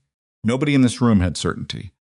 What they had was a pattern of serial numbers and a forensic accountant who could read them, and a man across the table who had kept a photocopy of an important letter for 14 years in a lockbox at his bank. The specific, stubborn possibility that this time when he told the truth, there would be someone with the resources to make sure it reached somewhere that mattered, was what she had. It wasn't nothing. She turned away from the window, refilled her cup with the bad coffee, and went back to work. The day darkened around them, without anyone particularly noticing it go, the way days do when the work is real enough to make the hours irrelevant. And by the time Gideon finally put down his pen and looked at the time on his phone, it was 7:43 in the evening, and Mrs. Cardenas had texted twice, and Maisie had texted once a single question mark, which meant she was giving him room but running low on patience for it. He looked at the question mark for a moment. Then he picked up his tool bag, said a quiet good night to the room in general, and left. Lenora watched him go, and then looked at the door for a moment after it closed, thinking about a 10-year-old girl in an apartment in Riverside who had grown up understanding that her father sometimes came home late because the work mattered, without fully understanding yet what the work had cost him or what it might be building toward. Thought, she thought about what a child learns from a parent who keeps going after the door closes on them. What shape that lesson takes by the time they're old enough to see it clearly. She didn't have an answer to that. She just held the question for a moment, the way some questions deserve to be held. Then she turned back to the table, where Vasquez was still running numbers, and the stack of documented cases was thicker than it had been that morning. And she picked up her pen. The Meridian on Carlisle was not a nice hotel. It was the kind of place that had been nice at some point in the early 90s and had since settled into a permanent state of adequacy, clean enough, functional enough, with a breakfast that used to be complimentary and was now $11. 38 technicians who'd accepted Lenora's offer were distributed across its third and floors, and by the morning of the second day, they had the slightly stunned, slight restless quality of people whose lives had been interrupted mid-sentence and were waiting to find out how the sentence ended. Gideon arrived at the hotel at 8 in the morning with Dara Osi's room number written on the back of a gas station receipt, which was how Catherine had communicated it to him the previous evening, not through a system or an app, just a handwritten number on paper, because Catherine was a person who'd learned that some communications were better without a digital record. He'd intervened. He knocked. Dara opened the door in the way people open doors when they've been awake for a while and have already composed themselves for whatever is coming. The attorney wants to start formal interviews today, Gideon said. Before that happens, I wanted to talk to you separately. Dara stood back from the door. He came in. The room was tidy in the self-conscious way of someone who'd grown up being told that how you kept a space reflected something about you the bed made. Few personal items she'd retrieved from her car, arranged on the desk, with a deliberateness that was almost architectural. She sat at the desk. He took the chair near the window. "You're not going to ask me to say anything specific," she said. It was not quite a question. "No," he said. "I came to tell you that you can say what you actually know and nothing more, and that's enough. You don't have to stretch what you know into what you suspect. You don't have to fill in gaps for the attorneys. If a question goes past the edge of what you directly witnessed, say so, and stop there." She looked at him carefully. Most people building a case want the witnesses to be as useful as possible. Most people building a case haven't been on the other end of testimony that stretched past what the witness actually knew, he said. "I have, and the thing that came apart for me wasn't the evidence. The evidence was solid. Was that a company who wanted to be helpful said things they couldn't fully support, and the company's lawyers used those overreaches to discredit the parts that were actually true. Dara absorbed this. You're protecting the case. I'm protecting the case," he agreed. "And I'm also telling you the truth, which is that what you actually witnessed is enough. You don't have to make it bigger than it is." She looked at the desk surface for a moment. There was a small scratch in the laminate, near the corner she'd been looking at it, since she sat down, the way the mind attaches to small neutral things when it's processing something larger. "On day 3, she said. "That's what I actually witnessed. I recognized the maintenance state. I said nothing, and I performed assigned diagnostic tasks on an aircraft I knew didn't have the faults I was documenting. She said it clean and flat, without hedging. That's what I can say under oath." "That's significant," Gideon said. "It doesn't feel significant. It feels like an 8-day failure." "It's both," he said. "Those aren't mutually exclusive." She looked at him then, not with gratitude, which would have felt wrong for the moment, but with the specific look of someone who has been given something they didn't expect and are deciding what to do with it. "Can I ask you something?" she said. "Yeah, when you were 26 and the complaint went nowhere, when you got that 1-paragraph letter, what did you do the day you received it?" Thought about it, which told her it was a real answer rather than a prepared one. "I drove to the park, near my apartment," he said. "I sat in my car for about an hour. Then I went home and cooked dinner, 'cause I had to eat, and the refrigerator had things in it that were going to go bad if I didn't use them." A brief pause. "Then I sat on my kitchen floor for a while. Not I wasn't falling apart. I just sat on the floor because the chair felt like too much of a commitment to the idea that things were normal." She was quiet, and then I got up, he said, eventually. She nodded slowly. "I asked because I wanted to know if there was a right way to do that part. The part where you find out that the thing you did cost you everything and still didn't change anything." "There isn't," he said. "There's just the part where you get up eventually." He left the hotel at 9 and drove the 30 minutes to the administrative building, where Catherine had set up a formal interview space in the conference room with a court reporter and a junior attorney from her firm who would conduct the preliminary testimony documentation. Process was organized and measured and proceeded through the morning with the particular tempo of legal work, deliberate, exacting, and not interested in your feelings about the pace. Gideon's role in the morning was technical consultation, sitting in on the first 3 interviews to provide real-time context when the technicians described specific procedures or terminology that the attorneys needed interpreted.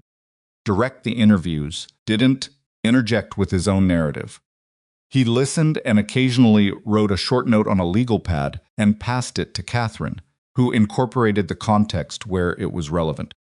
The first technician was a man named Ortega, who had been with Vane's company for 4 years. He was nervous in the way of someone who had rehearsed being calm, which is different from being calm, and the nervousness showed in specific ways. He answered questions slightly faster than was natural, and he used complete sentences where partial ones would have been adequate, the sign of someone monitoring their own speech. But the substance of what he said was consistent and specific, and by the 3rd page of his testimony, he'd settled enough that the rehearsed quality dropped away, and he was just talking. He'd been told, he said, that his role on this job was to run full diagnostic protocols and document findings.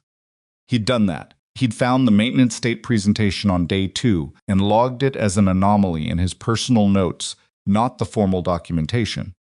His personal notes, because the way it was presented to the team didn't match the formal diagnostic assignment. When he'd raised it with his direct supervisor on Vane's team, a man named Culver, Culver had told him to continue with the assigned protocol and that the anomaly had been noted at a higher level. Did Culver tell you what noted at a higher level meant? The junior attorney asked. Ortega said, and I didn't ask. Why didn't you ask? Pause. Because Culver had a way of answering questions he didn't want to answer by asking you something back like, why do you need to know that? Or, is there a problem with the assignment? And whatever you said next became a referendum on whether you were a team player. So I stopped asking after the first week. Gideon wrote a single line on the legal pad and slid it to Catherine. Culver is mid-level insulation. He's the buffer between Vane and the crew. Find his communication records with Vane during the 11 days. Catherine read it, wrote a single word back already, and passed the pad back.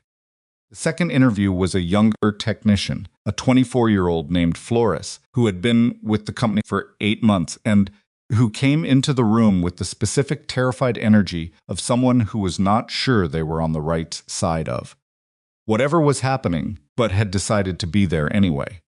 He was the youngest person Gideon had seen in the crew, and he looked, sitting in the chair across from the junior attorney, approximately 16 years old. He knew less than Ortega. He'd been assigned to documentation tasks that were several steps from the core diagnostic work, and most of what he'd been documenting was generated from templates that were populated. For him, he just verified that the template fields matched the daily assignment sheet and added his technician ID to the sign-off line. Did you know the templates were pre-populated? The junior attorney asked. I assumed they were standard forms, Flores said. That's what I was told, standard documentation protocols. Did the forms ever ask you to document work that you personally performed? Flores opened his mouth, stopped, and looked at the table for a moment. The sign-off line says, I'm confirming the work was performed in accordance with specifications, he said slowly. The work listed, I didn't personally do any of it. I thought other technicians were doing it, and I was just verifying the documentation. Did you ever verify with those other technicians that the work was actually done? Pause longer. No, he said, I didn't. He looked like a person who was understanding something in real time, not a dramatic revelation, just the quiet, uncomfortable experience of seeing how a thing that seemed routine was actually functioning. Gideon wrote on the legal pad, he's not culpable, but he'll blame himself for months. It might be worth someone talking to him after this. He thought about whether to pass the note, then passed it. Catherine read it, looked up briefly at Flores, and wrote back, noted. By midday, they'd completed 6 preliminary interviews and had a clearer picture of the internal architecture of Vane's operation than they'd had 24 hours ago. Structure was layered in a way that was, Gideon had to admit with a complicated feeling, genuinely sophisticated. Vane sat at the top. Culver and 2 other senior project managers sat in the middle, receiving Vane's operational direction and translating it into crew assignments that were technical enough to sound legitimate, but general enough that no individual crew member held the full picture. Crew itself was divided by assignment in ways that prevented any single technician from seeing the complete scope of what was being billed versus what was being done. It's compartmentalization, Gideon said to Catherine during the lunch break, when the court reporter and the junior attorney had stepped out, and it was just the 2 of them and Vasquez in the room. Every person in the crew knew one piece. Nobody outside Vane and his project managers had the full view. Except Osi, Catherine said. Osi is an outlier. She's good enough at what she does, that she understood the piece she could see better than Vane probably expected her to. He paused. She figured it out from her slice alone. That's actually unusual. It's also why she's your most valuable witness, Catherine said. Technician who identified the fraud from a partial view before she had access to anyone else's piece is significantly harder to discredit than someone who figures it out after the fact when they've had access to the full picture. Gideon thought about Dara that morning in the hotel room, the scratch on the desk laminate, the 8 days she'd spent knowing something she hadn't said. He thought about how the same quality, the sharp, uncomfortable clarity of her perception that made her valuable as a witness, was also the quality that made what she'd done with that perception for 8 days feel so specific to her. She's going to be fine, he said. Not to Catherine. Not really. Just stating it. Vasquez looked up from his laptop. The invoice pattern extends further than I initially projected, he said, with the flatness of someone delivering information that they have not decided how to feel about yet. I've been cross-referencing the serial number template against FAA maintenance filing records for companies in the regional consortium, the one Falconer sits on, and I'm seeing the signature in records from 2 other companies that are not Vane's. The room went quiet. 2 other companies using the same template, Catherine said. The same template, or one derived from it. The formatting signature is consistent enough that they either originated from the same source or someone copied the structure deliberately. He turned the laptop so they could see the screen. These are maintenance filings from companies that operate in 3 adjacent states. The serial number formatting matches in 43 separate invoice records across the 2 companies combined. Yes, he'd intervened. Lenora had been standing near the window. She'd been standing there for most of the lunch break, because sitting felt like it required a stillness she didn't have, and she turned to look at the screen. The numbers on it meant nothing to her specifically. The volume of them, the neat columns of formatting signatures that Vasquez had highlighted in yellow, communicated something clearly enough. This isn't Preston Vane's operation, she said. This is a network. It looks that way, Vasquez said, which changes the scope of what we're dealing with. How significantly? She asked Catherine. Catherine was quiet for a moment. Was doing the same calculation Lenora was doing, just from a different angle. A single company committing maintenance fraud is a criminal case against that company and its principals, she said. Coordinated network of companies operating from shared methodology, possibly with a former regulatory official providing protective cover, is a federal investigation with significantly higher ceiling and significantly more complex execution. She paused.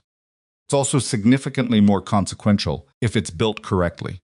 How long? Lenora asked. To build it correctly? 18 months, minimum. Possibly longer. The number sat in the room. Okay, Lenora said. Catherine looked at her. That's your response? Okay. I've been running a company for 7 years, Lenora said. 18 months is a product development cycle. It's not nothing, but it's not forever. She looked at Vasquez's screen again. How many aircraft owners are we talking about? Across the full scope. Unknown right now, Vasquez said. Based on the filing frequency, I'd estimate dozens. Possibly more than 100 if the network has been operating at consistent volume over multiple years. Dozens, possibly more than 100. Each one of them with an invoice for a problem that didn't exist. Each one of them sitting somewhere having trusted the wrong credentials, having paid the wrong people, having had their judgment exploited, because the exploitation was designed by people who understood exactly where the exploit lived. Gideon was looking at the screen, too. His expression was the same careful, unperformed one he brought to everything. But there was something in it that Lenora had not seen there before, not satisfaction, which would have required a cleaner ending than this was, but a kind of deep breath quality, the expression of person who has been carrying something for a long time and can feel the weight redistributing onto a structure capable of bearing it. I want to ask you something, she said to him. He looked at her. 14 years ago, when you documented everything and submitted the complaint, and got the 1-paragraph letter. Did you think this moment was possible? That it could ever actually go somewhere? He thought about it for longer than she expected. I thought it was possible in the abstract, he said finally. The same way you think a lot of things are possible in the abstract when you're 26. In practice, he stopped.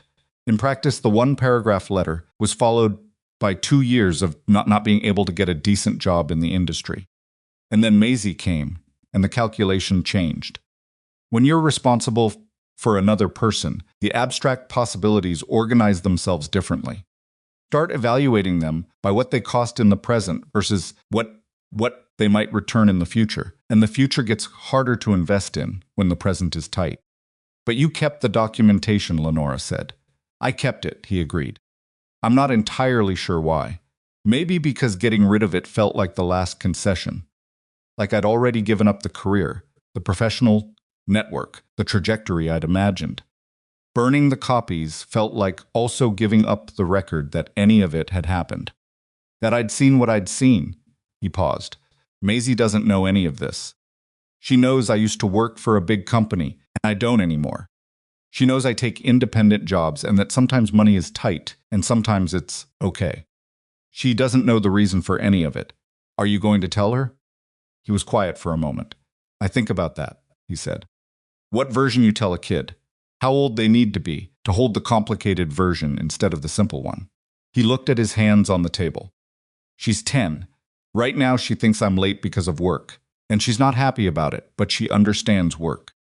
The rest of it, she's not ready for the rest of it yet. The afternoon resumed its legal rhythm. 3 more interviews, more documents, Vass's spreadsheets growing incrementally more detailed with each hour. Dara Osi arrived at 3 o'clock for her formal interview, having apparently been given a time by the junior attorney that morning, and sat in the chair across from the table with her hands folded and her face composed, and told the story of 8 days in the sequence that it had happened, without stretching past the edges of what she'd witnessed. She was, as Catherine had predicted, remarkable witness not because she was articulate or because she had an impressive command of technical language. Both things were true. It's because she described uncertainty as uncertainty and knowledge as knowledge, and never tried to make the former sound like the latter. When the interview was over, Catherine said simply, "Thank you, Miss." Osi and Dara nodded and stood and left the room, and Gideon watched her walk out, with the quiet recognition that some people, given the specific choice between what costs them and what doesn't, manage to make the harder choice not because they're heroes, but because they're tired of carrying the alternative. 4:30, Catherine's phone rang. She looked at the screen, at Lenora, and said, "Excuse me," and stepped into the hallway. She was outside for 11 minutes. When she came back, she sat down and placed the phone on the table face down with the deliberateness of someone who needs their hands free for the next part of a conversation. "Was my contact at the U.S. Attorney's Office," she said. "They've been following some related filings through a separate channel unrelated to us, predating our involvement by approximately 8 months. They're looking at FAA certification irregularities in this region in connection with a broader transportation fraud inquiry." The room was very still. "They want to talk," Catherine said. "To us?" Lenora asked. "And specifically?" Catherine looked at Gideon. "To him, because someone at the U.S. Attorney's Office has a 14-year-old complaint document with Gideon Mercer's name on it, and they've been trying to locate him for 6 weeks." Gideon looked at her. "The complaint you submitted," Catherine said. "The one you got a 1-paragraph response to. It didn't disappear completely. Copy ended up in an archived file that was flagged during a different inquiry 8 months ago. Yes, he'd intervened.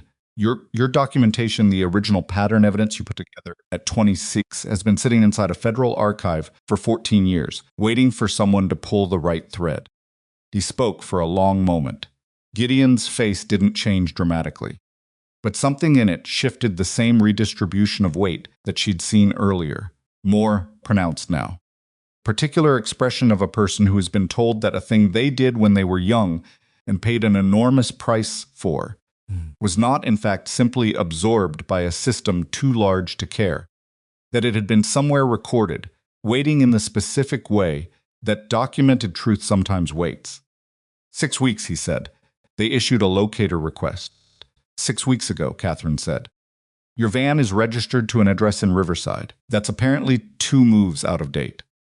I moved twice in 4 years, he said. The second time I forgot to update the registration. The license plate on the van is still current? Yes. We can return their call and tell them you've found them first, Catherine said. Which, strategically, puts you in a substantially better position than being located. Gideon looked at the table for a moment. Then he looked at Lenora. What to say? She wasn't sure there was a right thing to say. What the afternoon had revealed: the network, the parallel federal inquiry, the 14-year-old document had been sitting in an archive enough and complicated enough that it had moved past the point where the right response was a sentence. It was the kind of development that required sitting with for a moment before you started organizing it into language. Okay, Gideon said finally, the same word she'd used when Catherine told her 18 months. I'll set up the call for tomorrow morning, Catherine said. 8 o'clock. He nodded. He picked up his legal pad and looked at the notes he'd taken during the day's interviews, flipping back through 3 pages of small, precise handwriting. He didn't say anything for a while. Then he said, I need to call Maisie. Of course, Lenora said. I promised her I'd be home for dinner tonight. He paused. I'm not going to make that. He stood, picked up his tool bag, and walked to the door. He opened it and then stopped without turning around. The documentation I kept, he said. The copies I made when I was 26, I kept them because I thought someday I might need them. Because I thought they'd still be relevant 14 years later. Just in case there was ever a moment when I needed them to exist. He paused. Know how to feel about the fact that the moment finally came. He left. The door closed behind him. Lenora looked at the closed door for a moment, then turned to Catherine. What does this mean for the timeline? If the federal inquiry folds ours in, it compresses some of the preliminary work significantly, Catherine said. They already have infrastructure in place, access to records we'd be fighting for, jurisdiction that removes the regional contamination concern. She paused. It also means we don't control the shape of the outcome the same way we would in a civil case we were driving. That's a real trade-off, Lenora said. Yes, Catherine didn't soften it.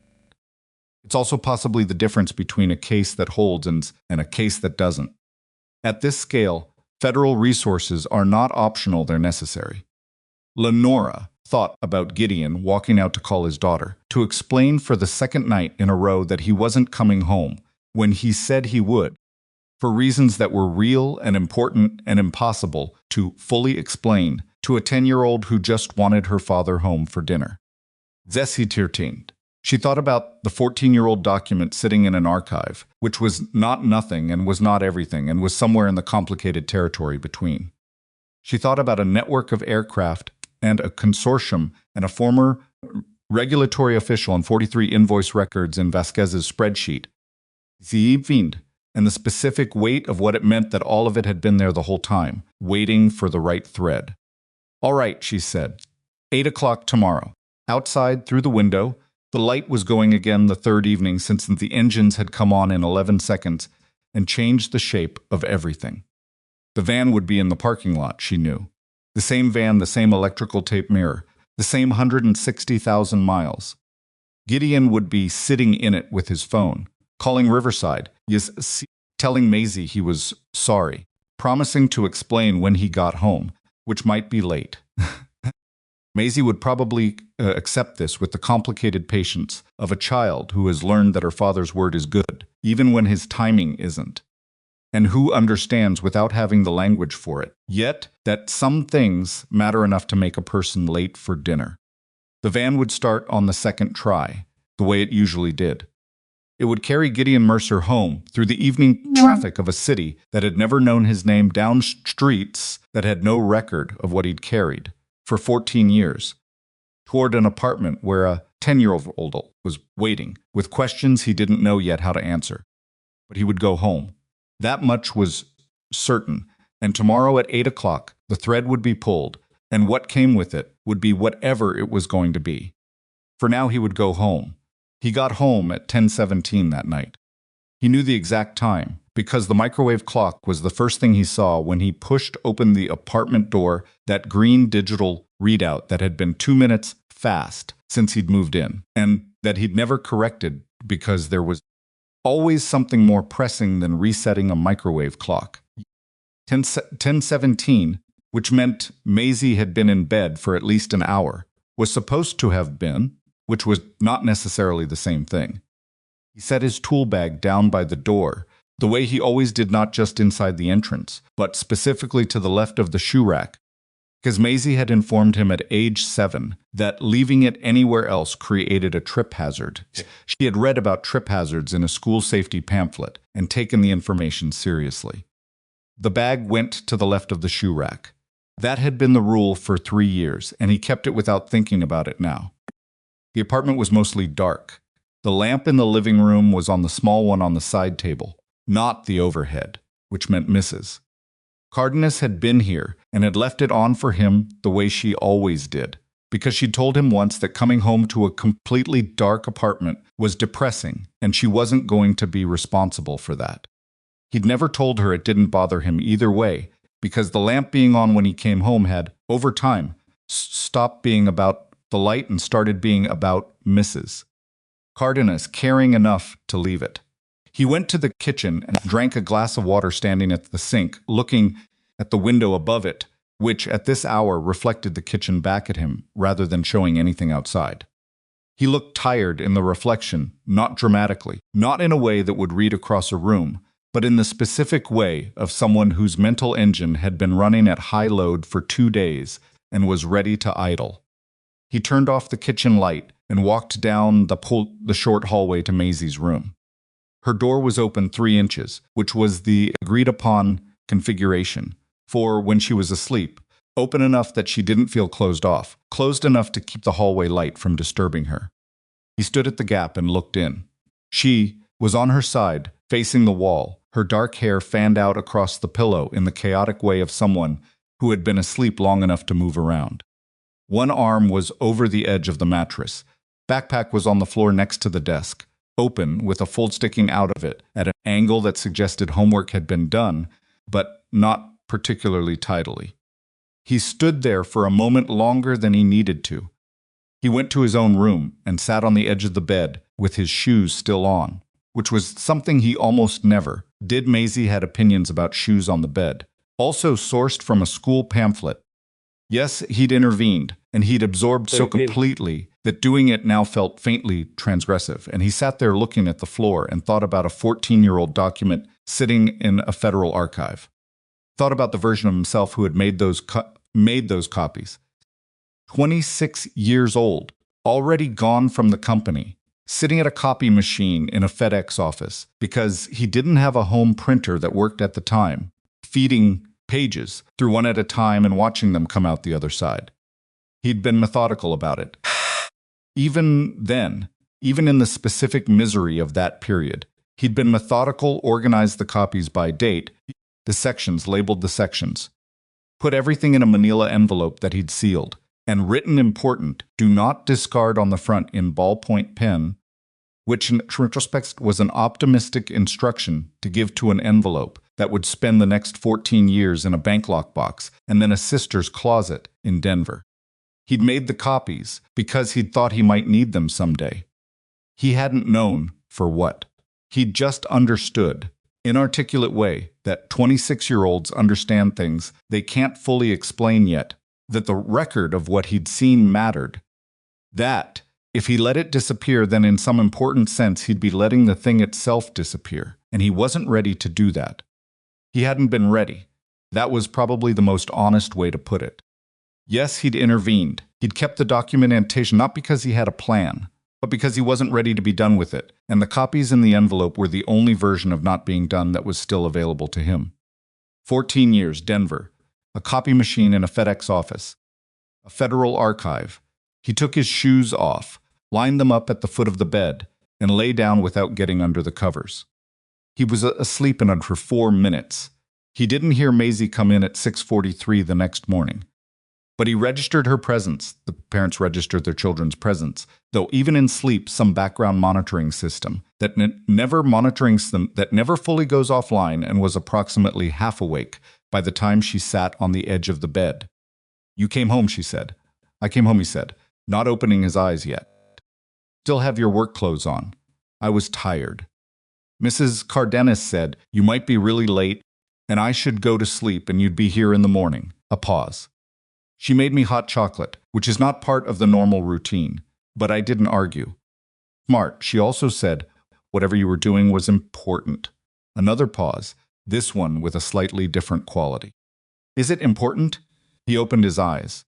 Maisie was looking at him with the expression she used when she was asking a real question and wanted a real answer rather than a parent answer. The distinction was something she'd started making explicit around age 8, when she'd told him that a parent answer was when you said something technically true that didn't actually address what she'd asked, and that she preferred if he just told her when he didn't want to answer instead of giving her a parent answer. He'd found this request simultaneously reasonable and inconvenient, which was how most of Maisie's reasonable requests landed. He said, "It's important. Is it the aviation stuff? The bad people thing you told me about once?" Told her once, obliquely, that some people in the industry he'd worked in did dishonest things. He hadn't told her the rest of it. He'd been waiting for a version of her that was old enough to hold the complicated version, and he was not sure yet whether that version of her had arrived. He said, "The bad people thing." She thought about this. Maisie thought about things the way he did, not performing contemplation, actually doing it, which sometimes created conversational pauses that other adults found unnerving, but that he'd always respected. "Are you fixing it?" she asked. "Trying to. Are you going to be late again tonight?" "Probably, yeah." She processed this. "Okay." She stood up. "I'm going to make cereal. Do you want cereal?" "I want coffee and then cereal." "You always want coffee first." "That's not a variation I need to be told about." She walked to the door and then stopped. "Dad." "Yeah, I'm glad you came home." She went to the kitchen. He heard the cabinet open, the cereal box, the refrigerator. Yes, he'd intervened. He lay on his back for another moment, listening to the ordinary sounds of his daughter making breakfast in his kitchen, and the 8 o'clock call with the U. Attorney's office was exactly 1 hour and 13 minutes, and what he felt in that moment was not complicated at all. He got up and made the coffee. The call lasted 2 hours and 20 minutes. Catherine ran it from her end with Gideon on a separate line and the primary contact from the U.S. Attorney's offices was a woman named Soraya Weston, who spoke in the measured, precise cadence of someone who had learned to say exactly what she meant, and nothing adjacent to it. She confirmed that the archived complaint had been flagged as part of a broader review of FAA certification irregularities, that the serial number template Vasquez had identified matched a pattern they'd been developing independently, and that the scope of the network, the thing Vasquez had characterized as possibly more than 100 aircraft owners, was consistent with what their own analysis had been indicating. She asked Gideon a series of specific technical questions about the maintenance state presentation, the Reese procedure, and the pattern he'd identified in the 4 independent cases. He answered each one specifically and stopped at the edges of what he knew, without being prompted to. Weston noticed this, though she didn't comment on it. Directly, she just moved through her questions without the slight recalibration that happens when a witness overshoots and needs to be walked back. At the end of the call, she said, "Mr. Mercer, the documentation you submitted 14 years ago is part of our current record. I want you to understand that it was not disregarded. It was received, logged, and placed in an archive pending development of sufficient related evidence to justify a full inquiry. The related evidence has been developing for the past 8 months." He was quiet for a moment. "That's a long time to be in an archive." "Yes," she said. "It is. I won't argue with that." It was not an apology. He hadn't expected one, and he wasn't sure an apology was the right thing anyway, not from her, who hadn't been there 14 years ago and wasn't responsible for the 1-paragraph letter.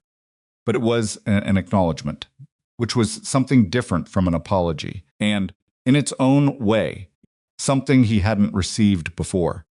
"What happens now?" he asked. "You come in. We formalize your role. Your documentation and the technical consultation you've been providing to Ms. Whitfield's team get folded into the federal record in a manner that protects both the evidentiary chain and your position within it." She paused. "And then we do the work. 18 months, Catherine said on the line. Weston said, "Possibly longer, given the network scope." "All right," Gideon said. "Word And the word had the same quality it had carried since the day Lenora had first said it, not resignation, enthusiasm, just the sound of a person who has assessed a real thing clearly and decided to walk toward it. What followed was not a single dramatic sequence.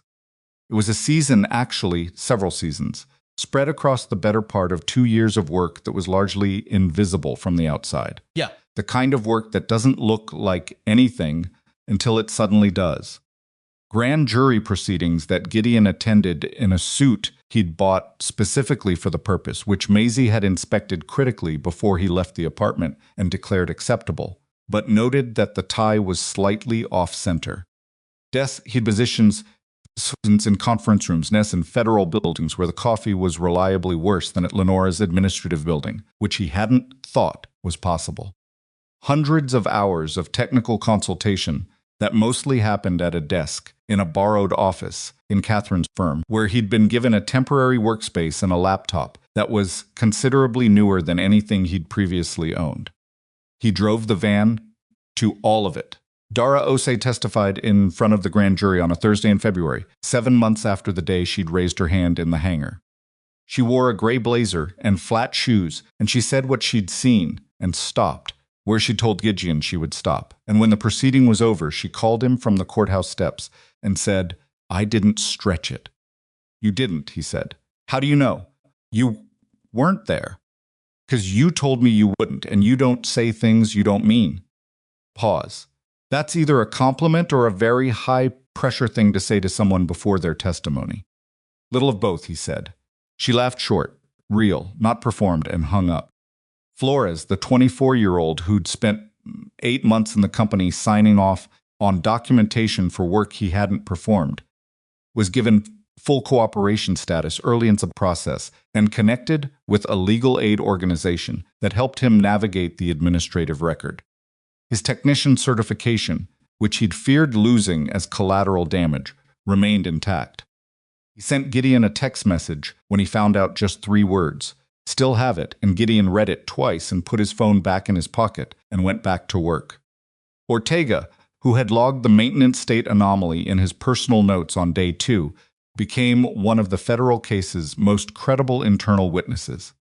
His 4 years with the company, his documented personal notes that predated any immunity arrangement, specific way he described Culver's deflection, a referendum on whether you were a team player, were pieces of the case that Soraya Weston returned to repeatedly. Culver himself, as Gideon had anticipated, eventually cooperated.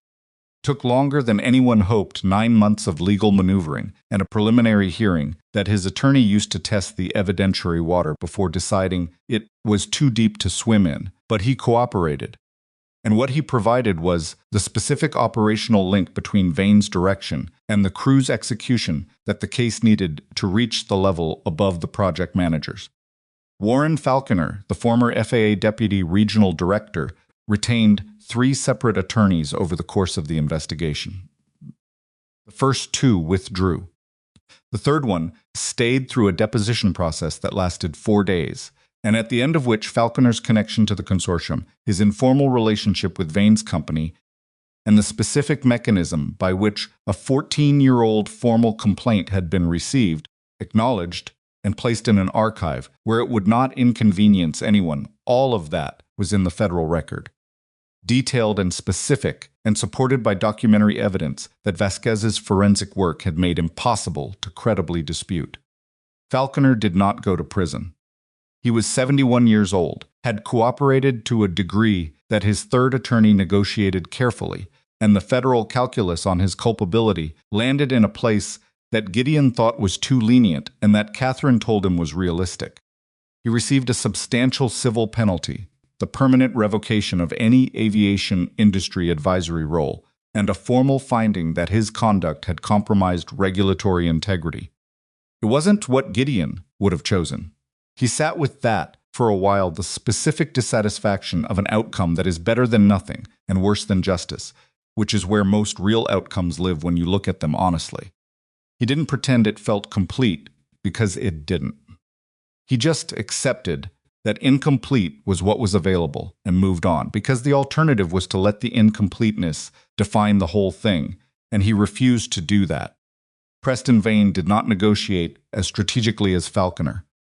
This was, in the assessment of everyone involved, a decision driven primarily by ego, the specific variety of ego that accumulates in a person who has operated with effective impunity for 14 years and has come to experience their own invulnerability as permanent condition rather than a temporary one. Vane's attorneys made aggressive moves early in the process that might have worked against a weaker case. They did not work against this one. The serial number template alone appearing across 3 companies in 47 documented fraudulent invoices, by the time Vasquez finished his full analysis, was the kind of evidence that survives aggressive legal strategy because it doesn't require anyone's testimony to be what it is. Vane was indicted on 11 counts. The trial lasted 3 weeks. Gideon testified on the second day in the same suit with the slightly off-center tie that Maisie had inspected, and he was on the stand for 4 hours between direct and cross-examination. Cross was conducted by a defense attorney who was expensive and skilled, and who understood that Gideon's credibility was the most important thing to damage, and spent 2.5 hours attempting to damage it through his lack of current industry affiliation, through the 14-year gap in his formal employment record, through a line of questioning about his personal financial situation that was designed to imply that his cooperation was motivated by the consulting income he'd received from Lenora's company rather than by the truth of what he'd witnessed. Gideon answered every question specifically and did not reach past the edges of what he knew and did not become defensive and did not give the defense attorney anything that could be used to recalibrate the jury's perception of him as someone performing honesty rather than simply being honest. When it was over and he stepped down from the stand, he walked back to the gallery and sat next to Catherine, and she said very quietly, "Good," which was, from Catherine, effusive. Preston Vane was convicted on 9 of 11 counts. The sentencing hearing was 3 months later. Gideon did not attend. He had Maisie's school thing that day, a science project presentation that she'd been preparing for 2 weeks, and that she had specifically told him she wanted him there for. Timeline of the sentencing hearing and the science presentation had a 3-hour overlap that left him with a choice that was, when he sat with it, not actually a difficult choice. He heard the outcome from Catherine while he was standing in the school parking lot afterward. 7 years federal, plus restitution to identified victims, plus permanent aviation industry prohibition. She read him the key numbers, and he listened, and then he said, "Okay," and then he said, "How's Falconer taking it?" Quietly, Catherine said. "That's his style," Gideon said.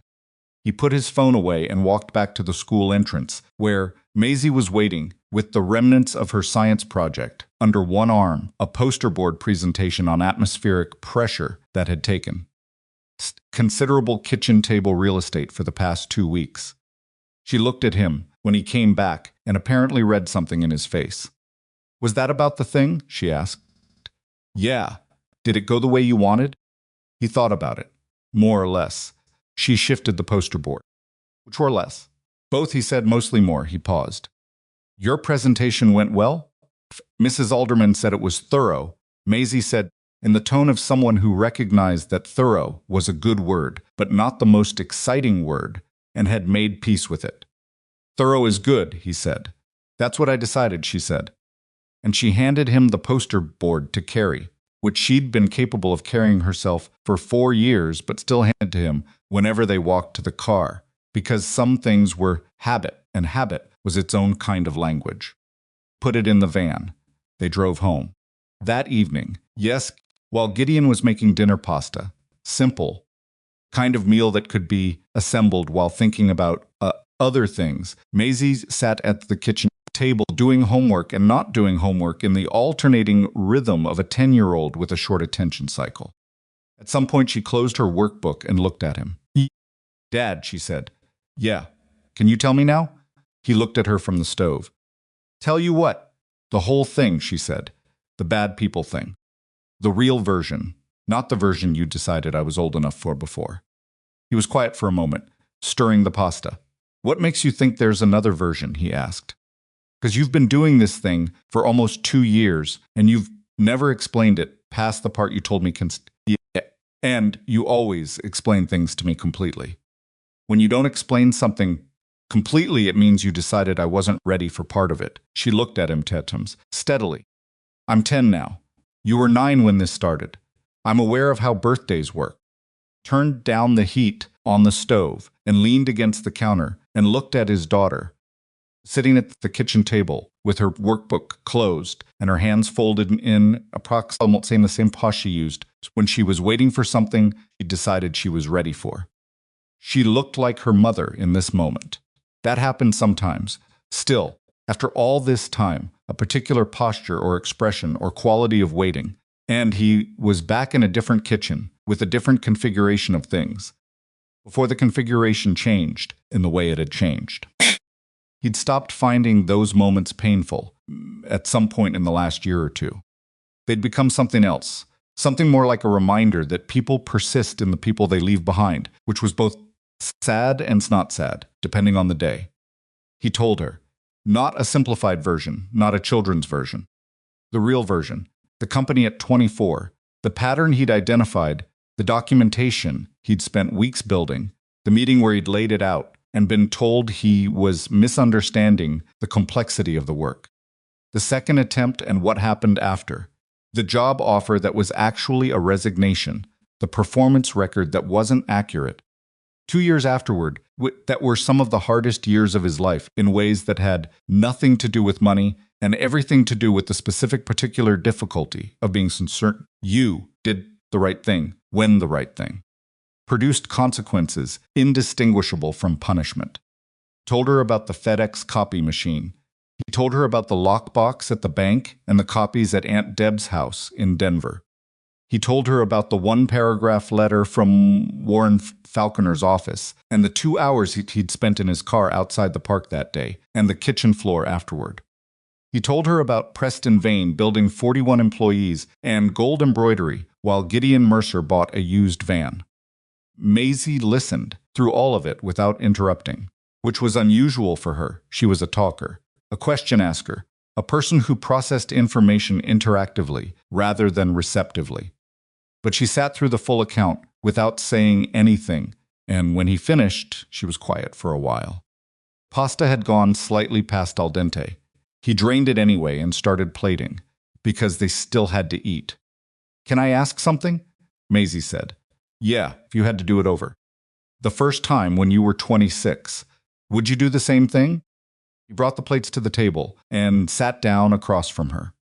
He said, "I would, even knowing what it cost. Especially knowing what it cost." She looked at him across the table. "Why especially?" He thought about how to say it, not the clean version, the version that sounded like a lesson, the actual reason, which was harder to articulate. "Because I know now what it actually cost me," he said. "And I know what it didn't cost me, and the things it didn't cost me turn out to be worth more than the things it did." He paused. When you're young, you don't always know which things are worth more than other things. You find out later. Maisie looked at her pasta for a moment. And she looked up. "If you'd made the other choice," she said, "the one Preston made, you'd probably have had a big company. Probably, but you'd be him." He looked at her. "I mean," she said, with the slight self-consciousness of someone who has said a thing and is now evaluating whether they said it well. "No," said Cecil. "Yeah, you'd have the company and the gold stuff on the uniforms, but you'd be the kind of person who built it that way. And you can't unfold that. Once you're that person, you can't go back to being a different one." He was quiet for a moment. "Yeah," he said. "That's right." She said, with the brisk finality of a child closing a logical sequence, "The van is better." "The van is better," he agreed. She picked up her fork. Picked up his. They ate dinner in the ordinary way of two people who have said important things and are now just people eating pasta, and the lamp that misses. Cardina's always left on in the living room cast its small light through the doorway, and the van was in the parking lot, outside with its electrical tape mirror and its 160-something thousand miles. It was all specific, imperfect way of real things, exactly what it was. 3 months later, Maisie's class was given an assignment. Write about someone you admire and explain why. There were no other parameters. The teacher, a woman named Mrs. Alderman, who had called Maisie's science project thorough, told them the essay could be about anyone, a public figure, historical person, a family member, anyone the student genuinely admired and had something real to say about. Maisie wrote for 2 evenings at the kitchen table. She was not the kind of writer who drafted quickly, she was thorough, which Mrs. Alderman had already established was her mode, and she stopped several times to ask him questions, mostly about specific details of the timeline that she wanted to get right. He answered them and didn't ask what she was writing, because he figured if she wanted him to know ahead of time, she would have told him. She got an A on the essay. She also got a note at the bottom from Mrs. Alderman that said, "This is the most honest thing I've read from a student in some time. You should be very proud of your father, and he should be very proud of you." He read the note sitting at the kitchen table after Maisie had gone to bed, and he sat with it for a while in the quiet of the apartment. Just the lamp in the living room, just the ordinary sounds of a building at night, just him and a piece of paper and everything it contained. She'd titled the essay "My Dad's Van." She described a man who had found something wrong and said so, out loud when saying so cost him everything, and who had then built a life in the space that choice left behind, not a big life by certain measures, the life he might have had, but a life that was his, in a specific uncompromised way that Maisie had apparently been observing for a decade, and was now putting into language for the first time. She described the van not as a failure or as an inconvenience, but as a record of something, evidence of a specific choice made under real pressure by someone who understood what the choice would cost and made it anyway. She wrote that most people who admire someone admire what that person built or achieved or won. That what she admired about her father was what he'd refused to become, even when becoming it would have been easier and more profitable and less lonely. And that the van in the parking lot was not proof that he'd lost. It was proof that some losses are the best thing that ever happened to a person, depending on what you lose and what you keep. He put the essay down on the table. He looked at it for a moment. He picked it up and read it again, because some things deserve to be read twice. Outside, in the parking lot of an apartment building in Riverside, the van sat in its space with the electrical tape mirror and the worn bumper and the 167,000 miles on its odometer, more than it had had at the start of all this, because he'd driven it everywhere the work required, and it had gone everywhere without complaint, which he'd always thought was an underrated quality in a vehicle. Nora, in the months after the trial, had asked him once what he planned to do with the consulting business once the federal engagement wrapped up. Whether he would formalize it, expand it, pursue certification again, now that his record had been formally corrected as part of the federal proceeding. A correction Catherine had ensured was prioritized in the settlement terms. The fabricated performance record struck and replaced with a documented acknowledgement that it had been retaliatory. He'd told her he was thinking about it. That was the honest answer. At the time, he was genuinely thinking about it, weighing what it would require against what it would change, and whether the change was worth what it required.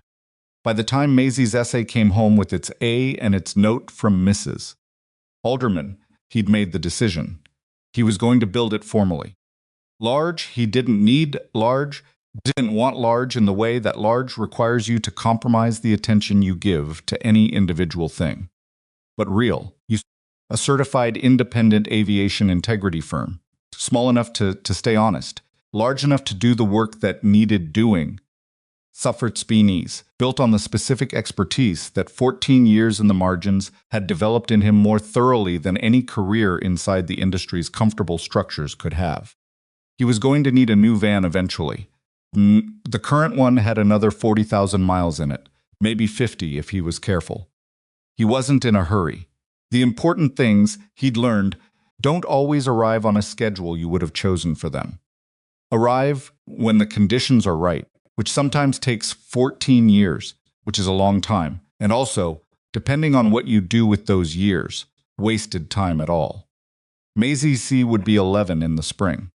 She was already asking about the kind of work she might want to do, someday not seriously, the way adults ask the question, but in the exploratory way of a child, testing the shape of possible futures against the shape of who she currently was.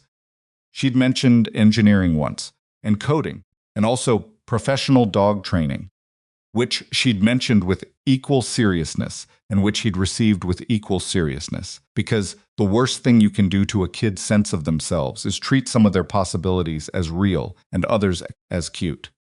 He didn't what she'd become. That was the part of parenting that never got easier than not knowing.